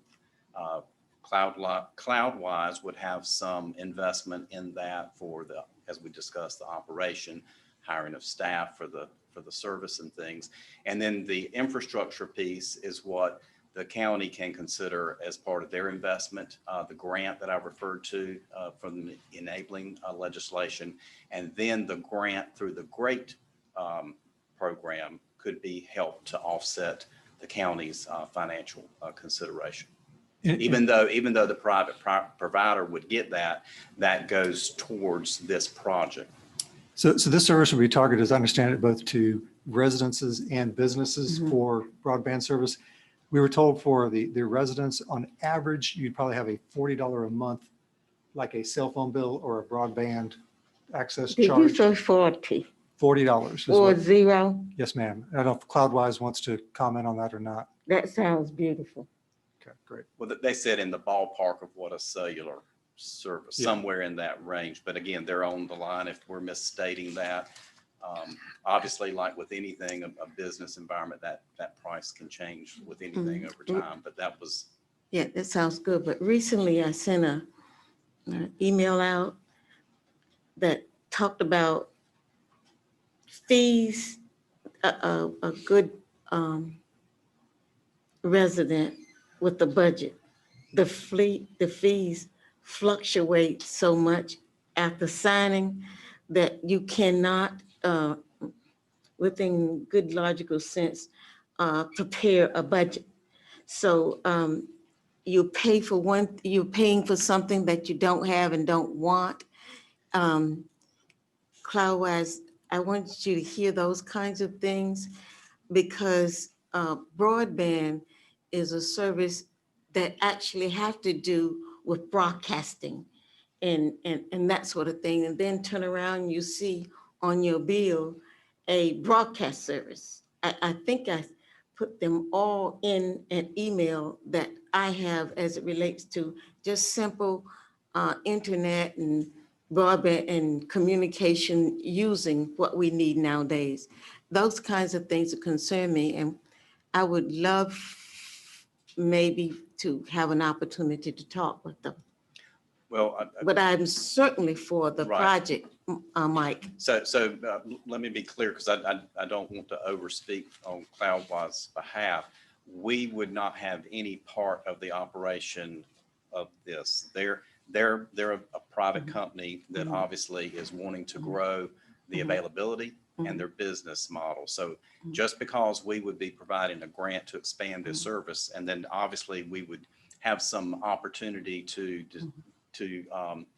discuss where those areas might be, we would not be involved in their operational model. That's why I said I'd like to have the opportunity Okay. on behalf of the residents to address those kind of things, because the different fees on the kind of service that I get has been from yay to yay, and you never know what it's going to be from one to the next.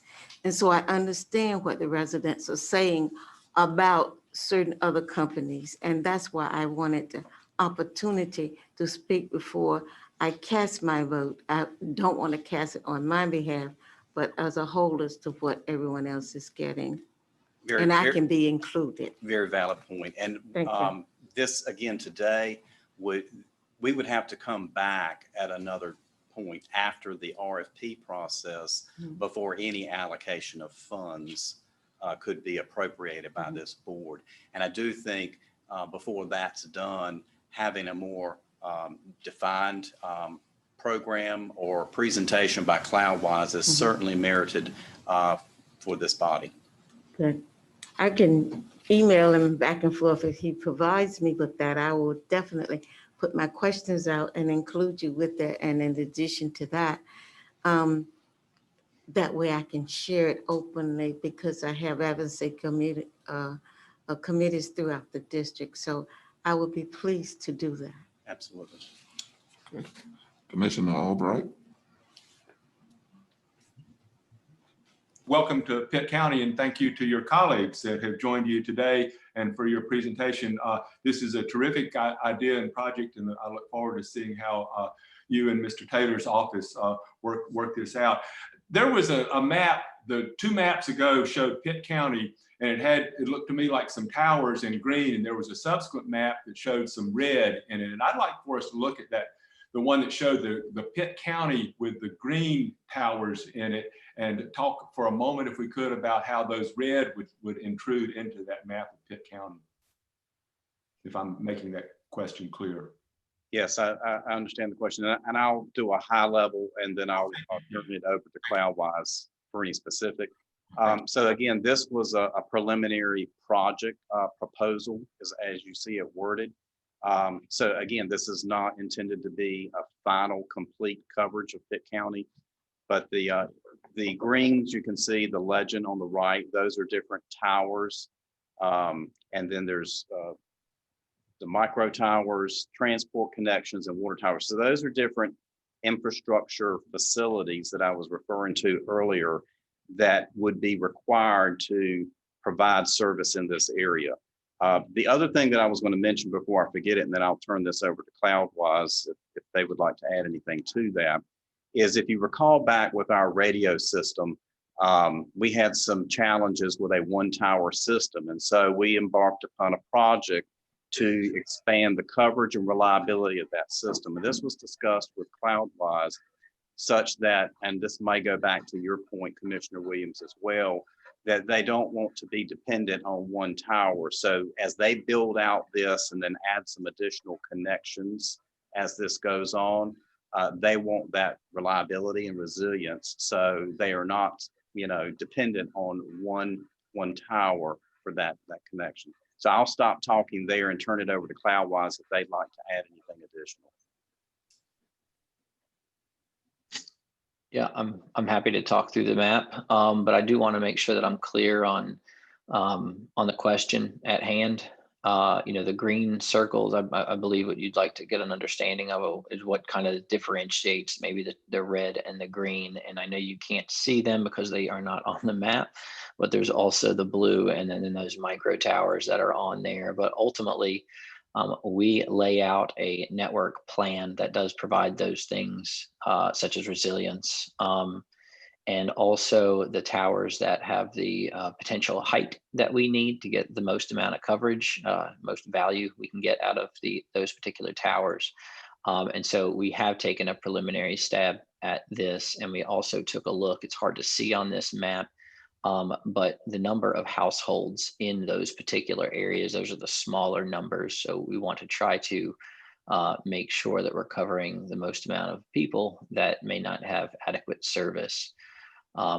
The small blue dots are other towers. So as we go through this process with Pitt County, getting a good understanding of where the areas of most need are is very important, because that is what we are here to do. We're not just here to be another provider, but to actually start to solve the issue of availability and quality access. So we will definitely go through that process with Pitt County. The small red circles are access to fiber. That's how we tie this network back in so that it can connect back to our network. We do that with fiber, but we also do that wirelessly. So looking at those white circles, the adjacent areas, we will ultimately tie this network into those adjacent counties, leveraging that technology as well, again, to provide that level of redundancy that we believe is required to get a quality service to folks.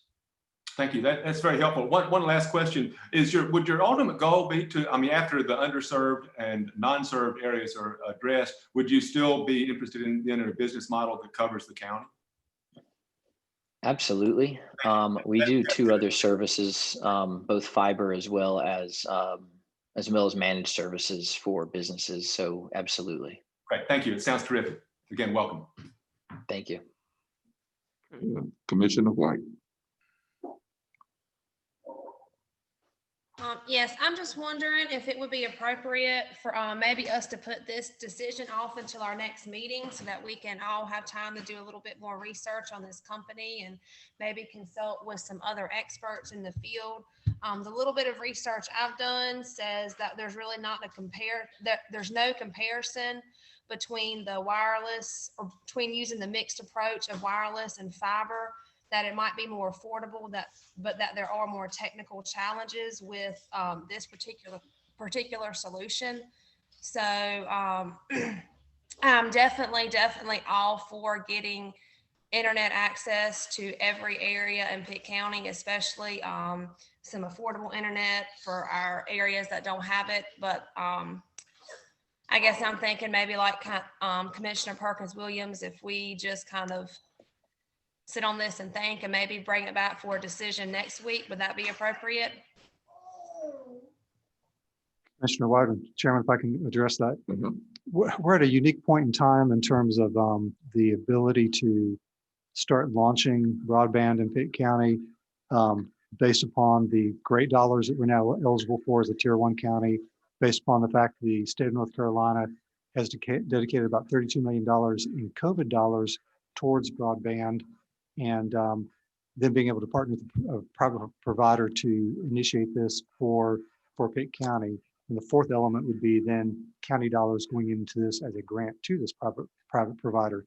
Obviously, we have great needs with K through 12 school needs, with kids who are schooling from home, people who are still possibly teleworking and who will continue to telework, the business community, residential community, otherwise that need broadband that does not have it. This is, the county will have a substantial skin in this game. I think we need to go ahead and point that out now. But before I even get to that, there's a deadline of October 14th. So the reason we can't wait until the next meeting on the 19th is the state of North Carolina is accepting applications for the great dollars combined with the COVID beginning October 14th. Well, not beginning, but the deadline is October 14th. So for us to be eligible in this round and to pull down the COVID dollars are only available through December 30th of 2020. Odd date, you'd think December 31st, but it's all the COVID dates are December 30th. So in order to leverage both those opportunities and to get the biggest bang for our buck, we need to allow the private provider, in this case, it will be Cloudwise, will initially be putting that application in there, while we at the same time run a concurrent process. We're going to do an RFP, a request for proposals, to identify a Cloudwise to actually implement this project. Very tight time frame. And to be, I guess, just to lay it all out there, the county could look at in year one potential grant to the private provider of $1.2 million to kick this off. This is a multi-year project. Mike had mentioned $5.9 million over a number of years over the period of the project. we could, I mean, to totally make this successful, look at about $3.8 million. Nash County, to our west, I believe it is, put in $3 million, $1 million over 3 years. One opportunity we have in terms of using CARES Act dollars that we have ourselves, Brian came before you, gave a report on the $6.6 million we have. We're giving 1.7 to the municipalities. We're anticipating by the time he draws down all those funds down, and we're going to use personnel costs, which is an eligible expenditure category, to recapture costs of personnel costs we've already have budgeted in the budget. We will have substantial dollars left that we will put into a contingency fund that can be either used for further testing, supplies, or the combination of potentially using it toward this broadband project, because this, I mean, this doesn't have to be eligible because we will have already met our eligibility requirement by drawing those funds down, but you could dedicate a portion of those funds toward this match in year one or more so. So I do want the board to realize that the county really would need to make an appropriation in this for it to be successful. The other thing is you saw the map of the circles and the tower sites. There will still be unserved and underserved households in pockets areas of Pitt County at the end of the day. They are looking to try to serve the largest pockets of residential, unserved, underserved areas that they can, I guess, beam a microwave signal into to provide service to those areas, but you will still have areas out of those areas. So I just want the board to know, we met with CloudWise last week and met for a very long time, went through a very long presentation, a whole lot more detail than we felt it could be fleshed out today. But we realized we're under the gun to get this application in. I wanted to bring that light before somebody acts on a motion and then has a second and you vote to do it. So you realize that there's multiple factors involved. I support this and I recommend moving to do it. But once you realize there's more to it, I guess, than what we're able to present in this period of time this morning. So your recommendation is to move forward with it to today? Yes, sir. Okay. I do have our hands up for Commissioner Colson and Commissioner Nunley. Commissioner Colson. Am I not going to be? Oh, I'm sorry? Yeah, Ms. Ward. Ms. Ward, I think I had asked earlier. Ms. Ward had asked to be recognized earlier. Okay, Commissioner Ward. Yes, having been involved with this for so long and for us to have an opportunity to move forward based on the information that Scott has given, I think that we have to, for the people in Pitt County, that it will go on and improve the service. And by the time they get it to the end of it, it may be that they can bring more on. But I repeat that I would like to make a motion that we move forward on this. Okay. That's been a motion made by Commissioner Ward. I see a hand, Commissioner Colson. Can you hear me? Yes. Okay. What I'd like to do is clarify Beth's motion such that I could second it, and that would be that we would apply for the grant funding. That'd be one. Two, that we approve the concept as stated.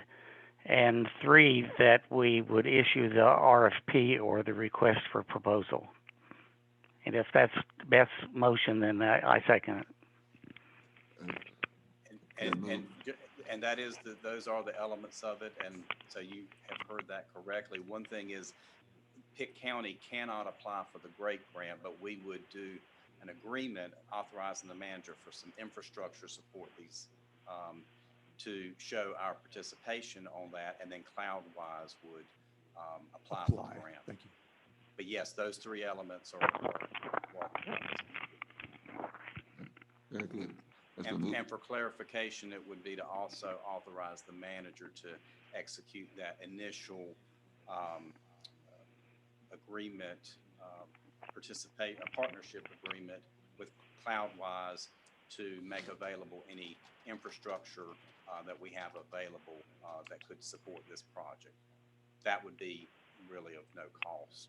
That could be towers, could be any facilities or cabling that we may have, fiber that we may have at particular locations. All of So- that is included in my motion. And I second that. Okay, has been moved and properly second. I did see Commissioner Nunley hand up. Did you have any comments to make on that, Commissioner Nunley? I was just gonna move or second, so we're good. Okay, very good. That's been moved and properly second. Now, Yes, Chairman McLaughlin, yes, Vice Chairman Colson, Yes. Commissioner Albright, Yes. Commissioner Fitzpatrick,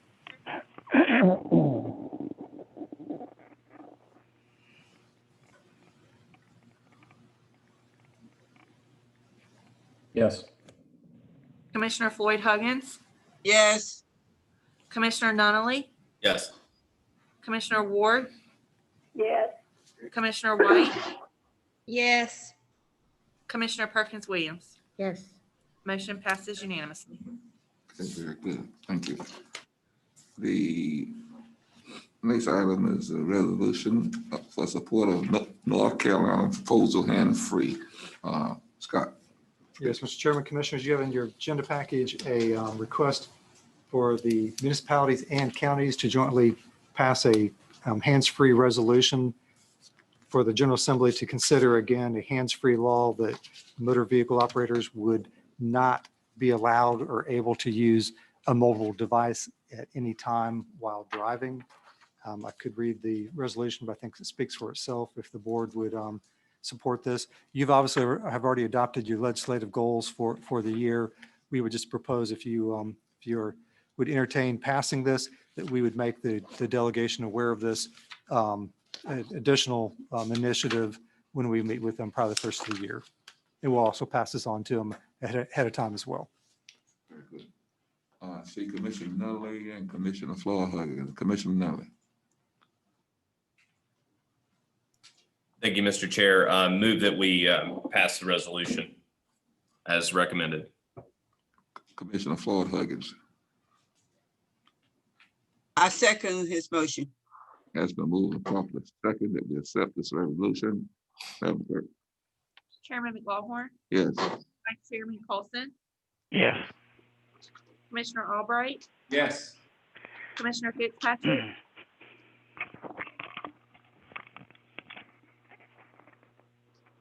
Yes. Commissioner Floyd Huggins, Yes, Commissioner Nunley, Yes. Commissioner Ward, Yes. Commissioner White,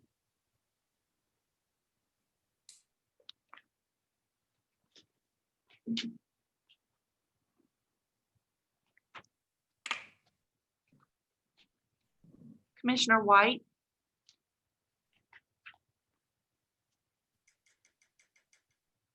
She said she has technical difficulties and trying to get back on. okay, Commissioner Perkins Williams. Motion passes unanimously. very good. Thank you. At this time, we will move now to the economic development. Mr. Chairman, do you want to take a 5-minute break and we'll try to get Commissioner White back on so she can participate in this? Great. That'll be good. We will take a 5 minutes break now to allow Commissioner. Lost several. Yeah, we'll see what's going on. 5 minutes break. Thank you.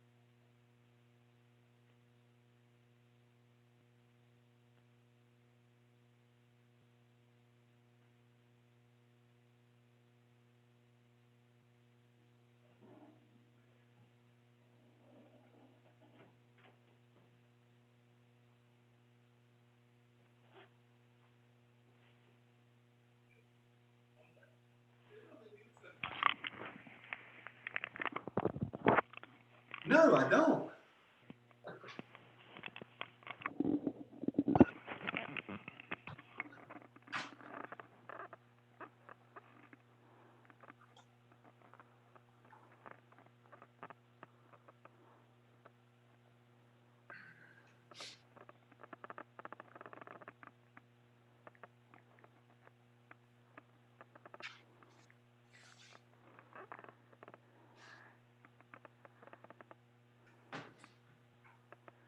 Hungry. I want to make some salad and some soup.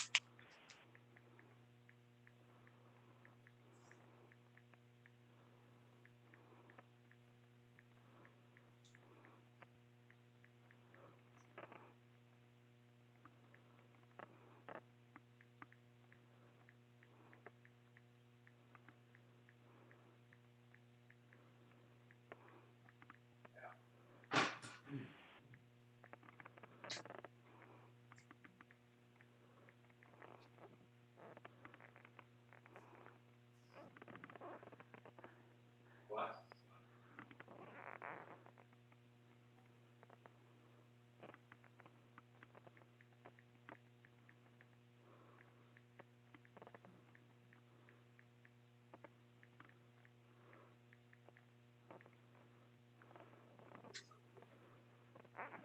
Well, I've got to go over there for some arrangement at trash can. Benzine Marston. You don't want to come back here and then drive. Die muss dann ein Buch kaufen. I think we're about Wenn back. Sie nehmen die wichtige Straße.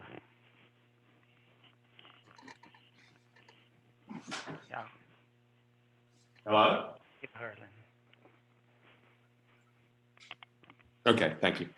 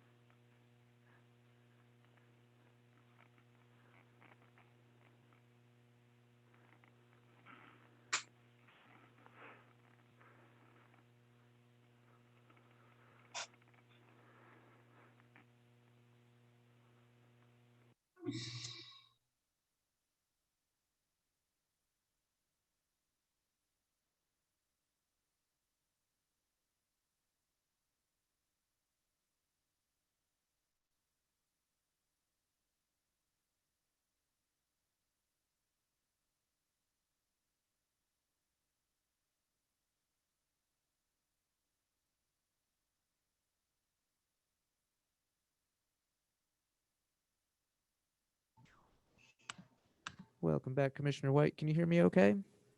I can. I apologize about that. That's all right. It happens. Okay, we're going to put you back on. Can everyone else that can hear me, if you could raise your hand just to let me know. We are still live. So if you could just raise your hand, let me know you hear me still. And Commissioner Ward, do you still hear me, Commissioner Ward?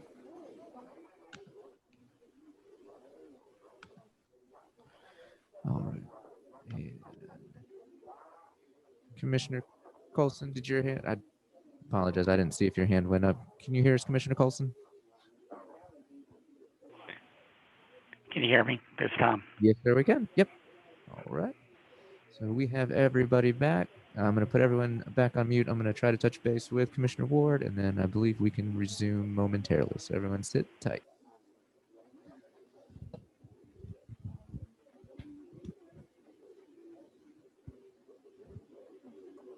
Commissioner Ward, can you hear me? Are you still there?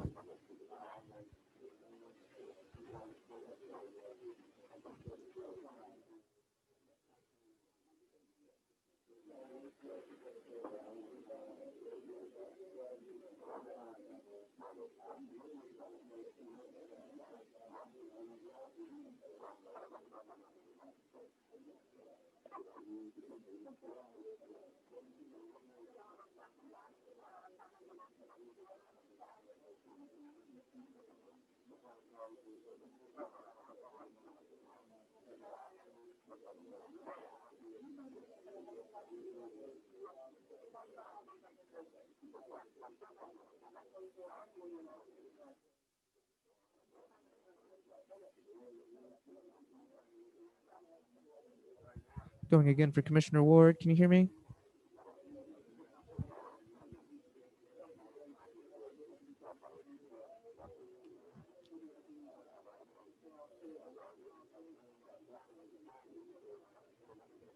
Commissioner Ward, are you still there?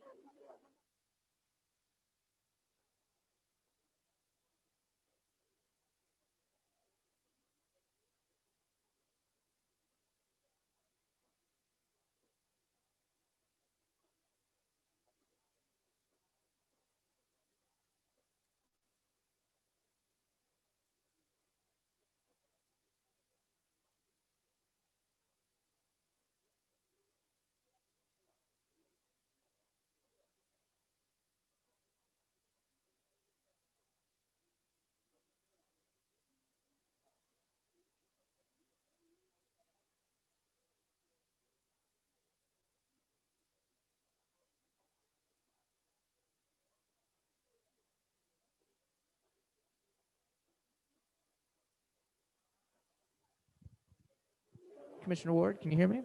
Commissioner Ward?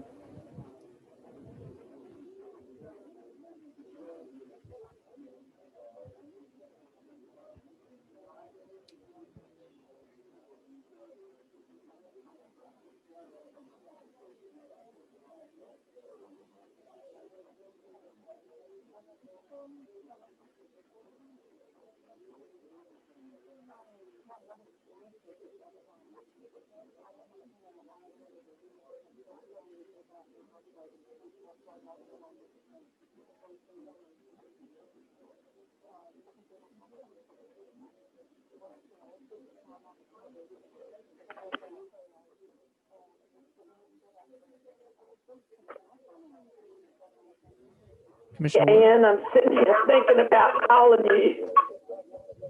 Commissioner Ward, are you still there? Can you hear us? And, Excellent. We have everybody else on too. So, and yeah.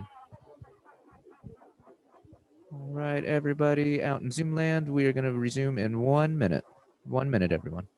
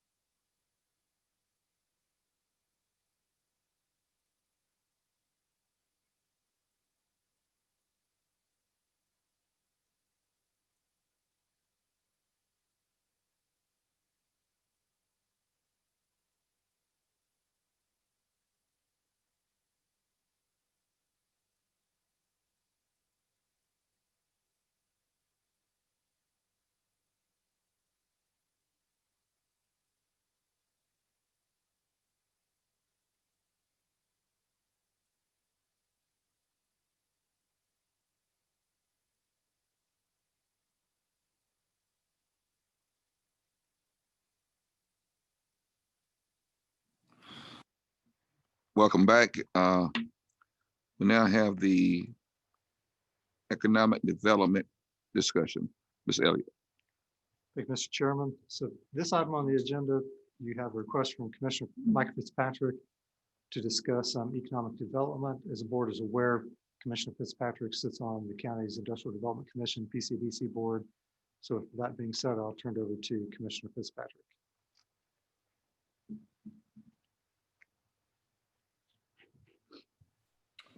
Thank you, Mr. Manager.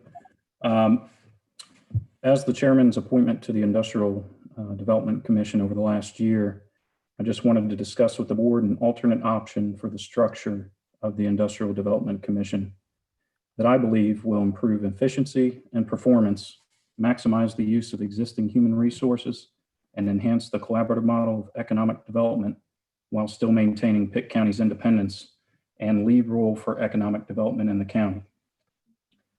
Pitt County currently operates under a structure created in the 1950s that was cutting edge at the time, but is now outdated in keeping pace with the ever-changing and fast-paced nature of economic development.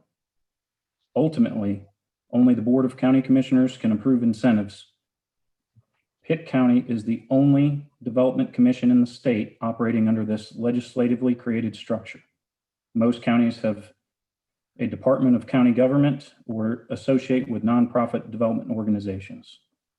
At this time, I am proposing and now make a motion that we transition the current structure of the Pitt County Development Commission to a Department of County Government effective July 1st, 2021. It is within the commissioner's discretion to set a number of seats and terms of the IDC. This transition would relieve the current members of the IDC by ending all current terms now, and then establish 5 new seats to be appointed by the county commissioners at our next meeting. The new appointees would oversee the IDC tax until June 30th, 2021, and make recommendations to the Board of Commissioners for other aspects related to the transition of economic development to the Department of County Government prior to the end of that fiscal year. Second that motion. I'll stay Commissioner King first.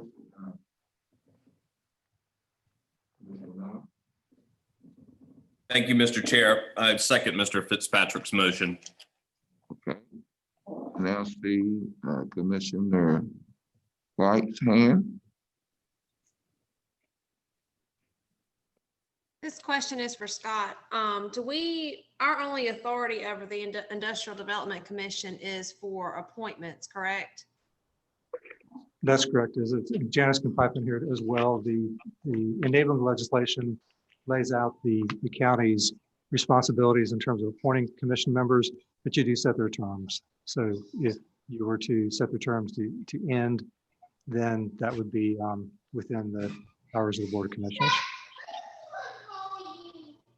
The Commissioner, any other question? Commissioner White?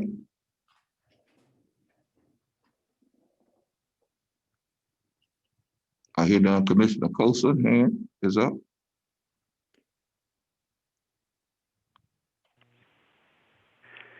Well, if this had happened November of last year, I could have gone along with what Mike proposes. But given the fact that after, I'm going to say, several months of wrangling, and we heard from Roland Smith earlier about the bylaw creation, where they completely redid the bylaws, I believe that since that board has come together and 14 members of the 15 have agreed with those new bylaws, I think we need to let them have a chance to go into effect and see how they work. We've all been given copies of the bylaws. I hope we've all read them. And I believe that they're pertinent. I believe that they are sustainable. And I think it will allow the board to operate with a great deal of flexibility and function. So I'm just stating now that I'm going to vote against it. just because of those reasons. Okay. Commissioner Floyd Huggins. Thank you, Mr. Chairman. I call for the question. Ms. Ward had asked before that. Commissioner Ward. I was just going to call for the question because I think this is the right way to go, most definitely. Thank you. Okay. Yes, Commissioner Williams. Yes.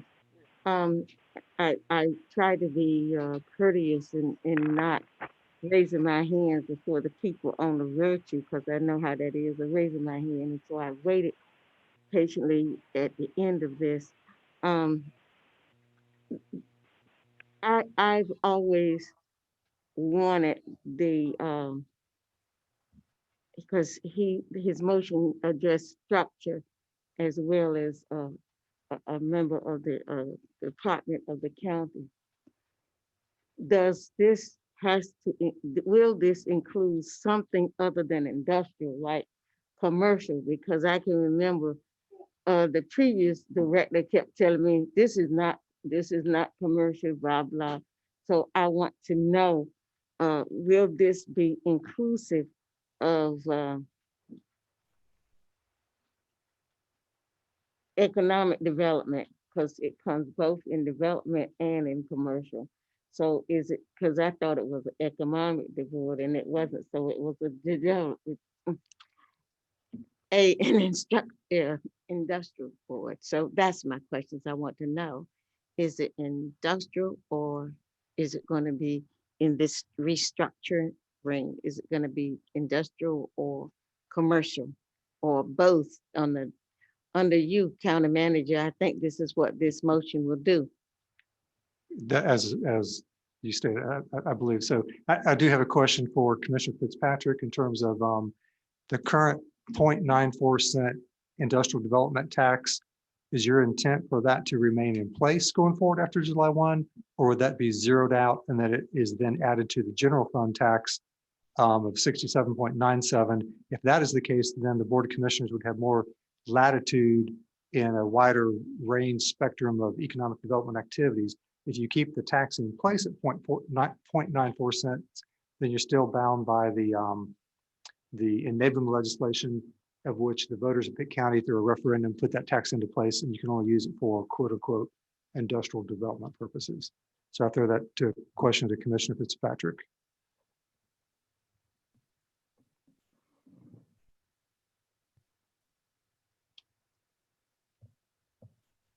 I would say that would be recommended by the new board.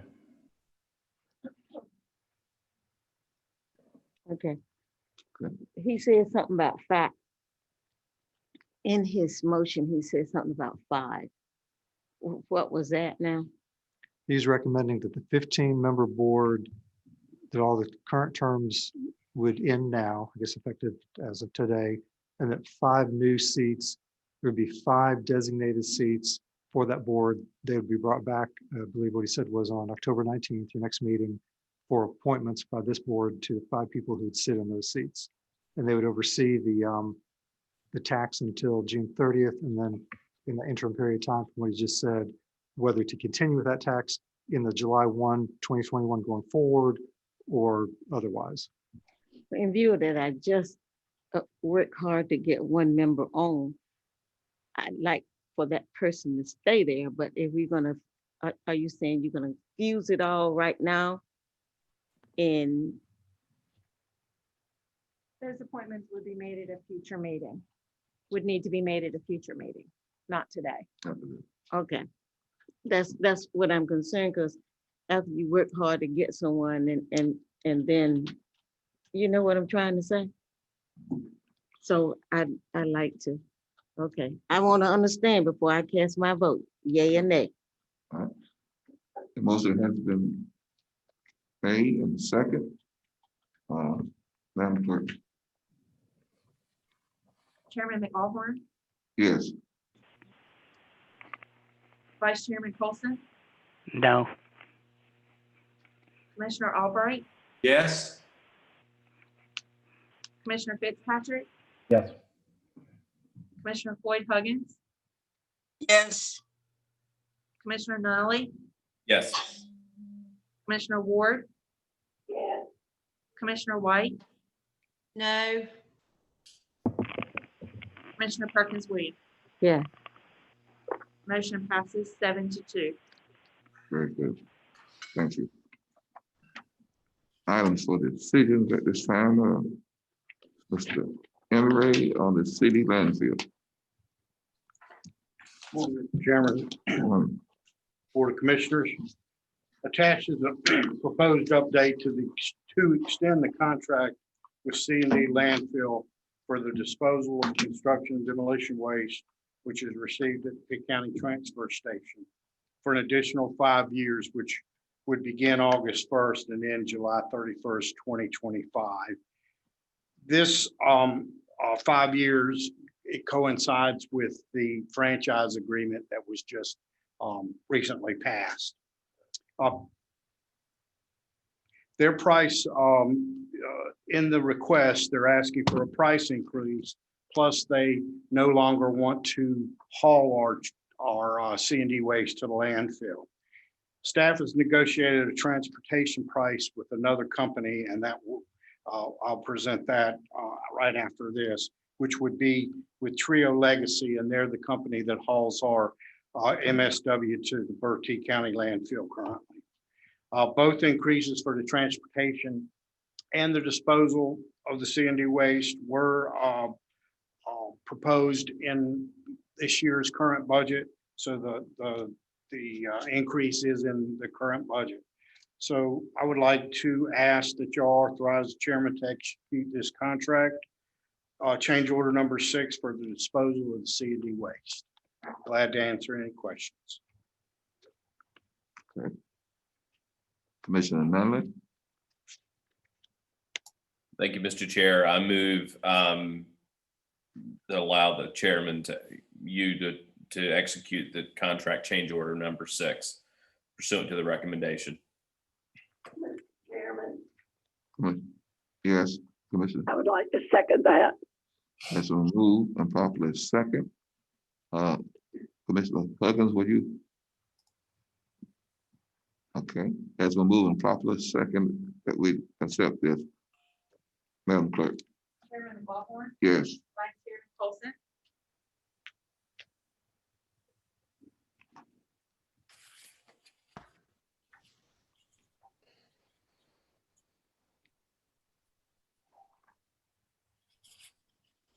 Vice Chairman Colson,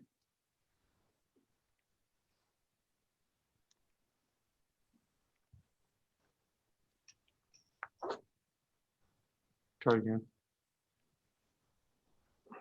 Try again. Vice Chairman Colson, I'll come Yes. back. Okay. Commissioner Albright, Yes. Commissioner Fitzpatrick, Yes. Commissioner Floyd Huggins, Yes. Commissioner Nunley, Yes. Commissioner Ward, Yes. Commissioner White, Yes. Commissioner Perkins Williams. Yes. Motion passes unanimously. Great. Mr. Dimmer, you're up again. Thank you. Attached is a contract with Trio Legacy to transport the C&D waste from the transfer station to the C&D landfill in Pactola. As stated before, we negotiated this price. The price has been included in this year's budget, and their price and staff is recommending the price of $9.50 per ton to transport the C&D waste. I did put some figures together to see if it would be cheaper for us to provide this service. And at $9.50, I think we're getting a pretty good deal. So my recommendation is to authorize the chairman to execute this contract, which would be a 5-year contract and would coincide with the existing 5-year contract for disposal, to allow the chairman to execute contract for transportation of the C&D waste to Trio Legacy. Thank you very much. Commissioner Nunley. Thank you, Mr. Chair. Move that we authorize the chair to execute the the contract for transportation of the C&D waste as recommended. Okay. Has been moving properly second. Madam Clerk? You need a second. You need a second. I will second. Okay. Has been moving properly second. Madam Clerk? Yes, Chairman McGawhorn, Yes. Vice Chairman. Yes. Commissioner Albright, Yes. Commissioner Fitzpatrick, Yes. Commissioner Floyd Huggins, yes, Commissioner Nunley, Yes. Commissioner Ward, Yes. Commissioner White, Yes. Commissioner Perkins Williams. Yes. Motion passes unanimously. Very good. Appointment to the Aiden Planning Board, Ms. Elliott. Mr. Chairman, the town of Aden is recommending Vance B. Stanley be appointed to fill the ETJ seat on the plate on the Aden Planning Board. Move approval.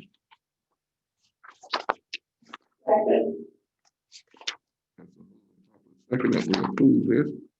Madam Clerk? Chairman McGawhorn, Yes. Vice Chairman Colson, Yes. Commissioner Albright, Yes. Commissioner Fitzpatrick, Yes. Commissioner Floyd Huggins, yes, Commissioner Nunley, Yes. Commissioner Ward, Yes. Commissioner White, Yes. Commissioner Perkins Williams. Yes. Motion passes unanimously. Okay, appointment to the Clifton Planning and Zoning. Ms. Elliott. Bradley Gaskins and Henry Lewis Jr. to serve as ETJ representatives for the town.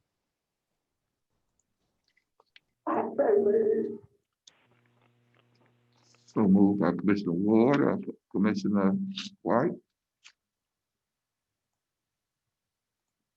Second. That's been moving properly second. Madam Clerk? Chairman McGawhorn, Yes. Vice Chairman Colson, Yes. Commissioner Albright, Yes. Commissioner Fitzpatrick, Yes. Commissioner Floyd Huggins, yes, Commissioner Nunley, Yes. Commissioner Ward, Yes. Commissioner White, Yes. Commissioner Perkins Williams. Motion passes unanimously. Okay. Ms. Elliott?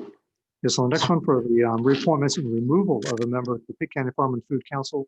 Your recommendation of Lee Guth for the appointment of Billy Tarleton, Kayla Hall, and Carlton Gray. You also have the recommendation for the removal of an appointee, Jay Bastardo, before you. Okay. What's the pleasure of the board?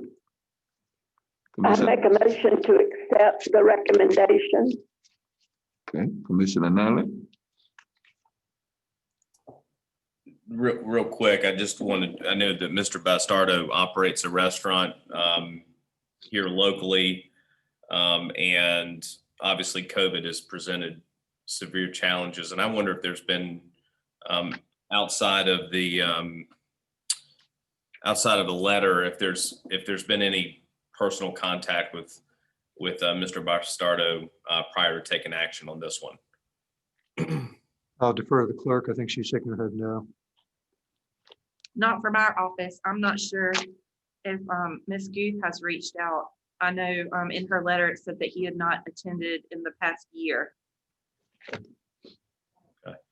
I would like an opportunity to reach out to him prior to his removal, given the COVID environment and just the additional stresses of operating a business during that time.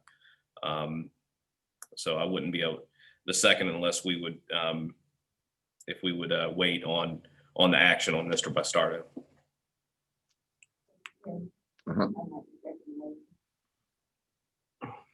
It has been moved and properly second. Now, Madam Clerk? Yes. Chairman McLaughlin, Yes. Vice Chairman Colson, Yes. Commissioner Albright, Yes. Commissioner Fitzpatrick, Yes. Commissioner Floyd Huggins, yes, Commissioner Commissioner Nunley, Yes. Commissioner Ward, Yes. Commissioner White, Yes. Commissioner Perkins Williams. Yes. I just want to confirm the motion was to move forward with the appointments and remove him, correct? Yes. Not removed. Ms. Ward said yes, and Ms. Perkins Williams, you said yes to remove him. Yeah. Okay. I thought the motion, we might need clarification from the maker of the motion. I thought the motion was to do the appointments, but not to remove Mr. Bastardo until there was an opportunity to speak with him. I may have misunderstood. I thought the motion was made by Chris Nunley and seconded by Mary Perkins Williams. Okay. I had Ms. Ward make the motion. I didn't have that Chris made a motion. Commissioner Ward. Okay. Is that My misunderstanding then. Okay, as long as the board understood that. We took the recommendation of the person. So the motion is reappointed 2 people and removed 1 person. As passed. Yes. motion passes unanimously? The restructure of the local firemen release. Ms. Elliott. Yes, Mr. Chairman, on this one, we're really restructuring how you appoint individuals representing municipalities to the local firemen's relief fund board. In the past, it was the county's responsibility to appoint the 2 people from each town.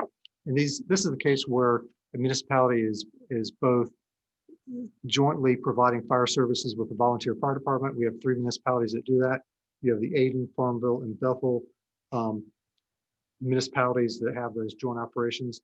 So basically what this agenda item does, it takes out the responsibility of the Board of County Commissioners appointing these people, and per the new House bill that was passed back in 2016, the municipalities will do this on their own behalf.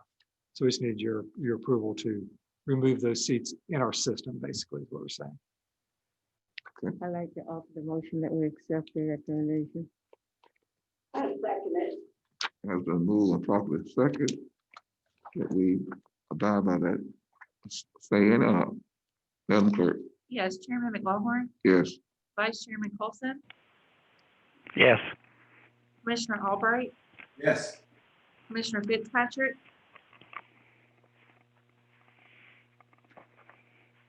Yes. Commissioner Floyd Huggins, Yes. Commissioner Nunley, Yes. Commissioner Ward, Yes. Commissioner White,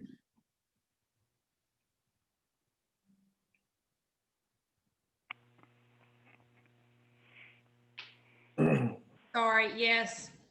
Commissioner Perkins Williams. Yes. Motion passes unanimously. Thank you. Reappointment to the EMS Oversight Committee, Ms. Elliott. Yes, on the EMS Oversight Committee, you have a recommendation to reappoint Michael Brown. They're asking for an exception on that appointment because he has served the maximum number of terms. However, he has been just reelected as the chairman of the EMS Oversight Committee. Also, they're recommending the reappointment of Jeff White, who represents the non-emergency franchise representative to the board. Okay, very good. Commissioner Ann Floyd Huggins.